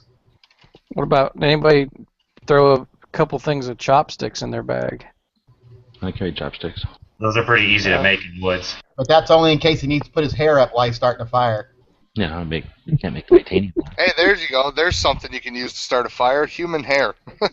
DG Webb's come out of the woods after a couple of days. He'll have his hair up in a real sensible bun with some chopsticks in it. Yes, Well, all you have to use hair for something When else. you have your citizen fan sushi. Yep. That's because he's a ninja. I just saw somebody starting a fire with their beard recently. I don't remember who it was, but they used their beard as tinder. Ninjas grow their hair long so they can hide weapons. Yeah. Just ask Michael Jackson. Or Hair other burns signaling good. devices. You can hide a suppressor in a ninja bun. Radios and other signaling devices. I gotta say, Ballistic Expansion is extremely elite. He doesn't use a 9-volt. He uses an 8-volt and steel wool. Yeah, I mean that's a good, battery and steel wool. That's a viable. You can do a double A. It's so much easier with a 9-volt. I don't Oh, know. it is, because of, He's getting an 8-volt, but so much easier with a 9-volt. 8 volts are pretty expensive, but he spends a lot of time in Europe, I assume. They use In matching the voltages. Himalayas. Let me check anyway. All right, Huck, you got any steel wool? They want you to spark a steel wool fire.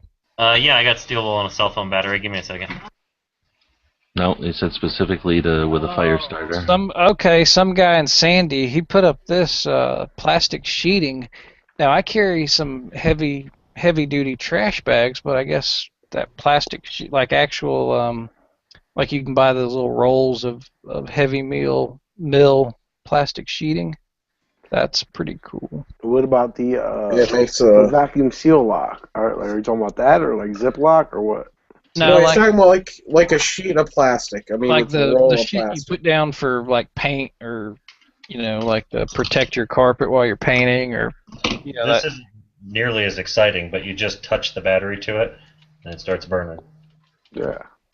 Yeah, but more exciting versus time saving is the important. That's the amazing part about it to me. Well, plastic sheeting isn't this thing as like air vacuum saver. Well, you can get different thicknesses of plastic sheeting. Like if you've ever felt like a really heavy duty garden leaf garden trash bag kind of deal, those things are pretty thick. Like you can't Have you ever felt like a vacuum saver? You know what I'm saying? Like Fresh Lock or whatever. You know, like a vacuum. Yeah, those things that's a very thick different plastic. types of plastic too. Different. Yeah, that's what I'm saying. Like material. it's thicker. Garbage bags are designed to stretch, and those are not. Right. The plastic sheeting, the nice thing about that is you can make yourself a shelter out of it. You can use it over the ground to keep you dry. There's a lot of different ways. Like 5 times, and then it's destroyed. Yeah, but still, it's at least I it's say get something. thick garbage bags and save yourself a lot of time, space, money. Like Stone Guy said, you can get the like what do they call them, like yard and garden bags where they're supposed to have sticks in them and stuff, so they're real strong. Yeah, way cheaper than buying plastic sheet. Contractor bags. Yeah, contractor bags. That's what I was thinking Then of. you I got cut a hole in the top and cut a hole in the corners, and you got a quick improvisational poncho. And the contractor ones are big enough for 55-gallon drums, so they'll fit over like me or pork or like a regular person with a backpack. Yeah. Well, the reason I was thinking of the plastic sheeting before I actually had windows on my porch was just screened in. So every fall I had to go out there and put plastic sheeting over the screening so that snow wouldn't blow in. So that's the stuff I'm thinking of. It's very thick. It's very heavy duty. It's like a plastic. I hear you. I'm just saying any plastic, no matter how thick it is, even a real ground cloth is going to eventually, once you're laying on it and smashing it between whatever and the ground, it's going to get all beat up and ripped, and it's going to start to wear pretty quick. Yes, but as for something that's impromptu, it's a great thing to have. So there's another thing. I'm not 100% on this, but I've been told, or I remember reading somewhere, the liquid inside of a glow stick that's not inside the breakable glass container is supposed to be hydrogen peroxide. That is correct. Okay, so there you go. That's a antiseptic and a very useful thing. There's one thing we didn't talk about. There's a thing called for water, getting off fire, for not necessarily long term. There's actually ways you can, for long term, I'll go into that in a minute. But for short term water, for like an emergency for a couple of days, they make a thing called it's called like a water bob, and it goes in your bathtub. And you can literally just hook it up to the spout on your bathtub if you have a bathtub, and it's just it's like food grade plastic, and you hook it up to the spout on your tub, fill it up, it holds like 110 gallons or something like that, and you got potable water for at least a week.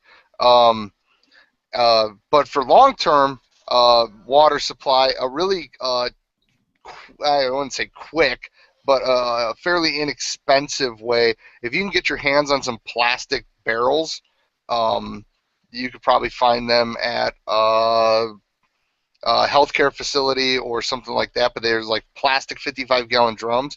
You can stack them on top of each other. You fill the top one with like sand and rocks and shit, and you put it under the gutter of a house, and then you put the other one below it, and it'll drain the water from the spigot on your gutter through the rocks and everything and filter it, and then it'll fill the bottom one up. And then you can find it on Google on how to build those. Yeah, you can use charcoal as well in there. I'm not talking about charcoal briquettes, but I'm guessing if you crush them up, you can. But charcoal too will help filter it. Mm-hmm. And you do get a nice clean batch of water.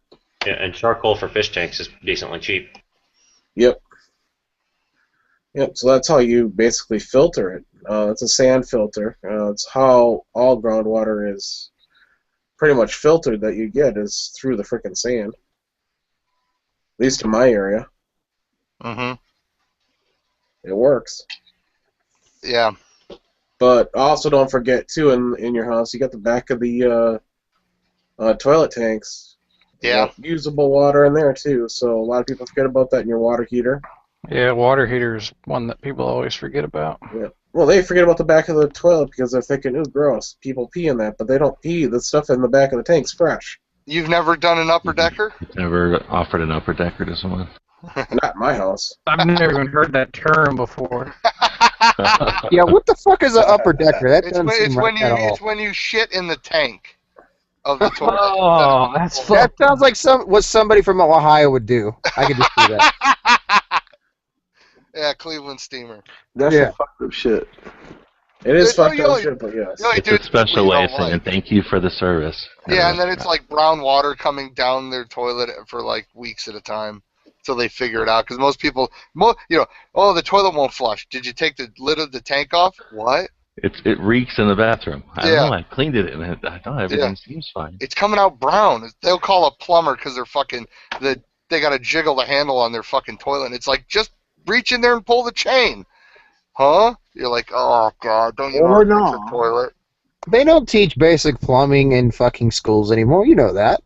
Didn't everybody's dad like show them how to do that as a kid? Listen, if DB were kids don't here, have dads if these DB days. Cooper were here right now, he would say he would call his doorman. That's exactly what he would do. DB Cooper would call his doorman. Well, because he's a 1%er, so. And don't forget too, you can use bleach to purify your water if you have nothing else. Small amount, yeah. Yeah, a small Yeah, a amount little of bit. bleach. I mean, it's. Now let me ask you this: if you use a small amount of bleach, do you still have to boil it, or is that, or is You the don't bleach have to, but It's always and best to the boil. other thing about the bleach is, and I forget the actual Ratio? ratio, but you have to let it. Once you have the ratio figured out, you have to let it sit for a certain amount of time. You just can't put bleach in and go to town. You've got to let the bleach sit in there for like 30 or I 45 think it's minutes. like 2 teaspoons per gallon or something like minute. But at the same time, it's alright. So like if you do all that, like if you get the ratio right, I mean, like is that bacterial or is it pathogenic? or is that Bacterial, all- microbial.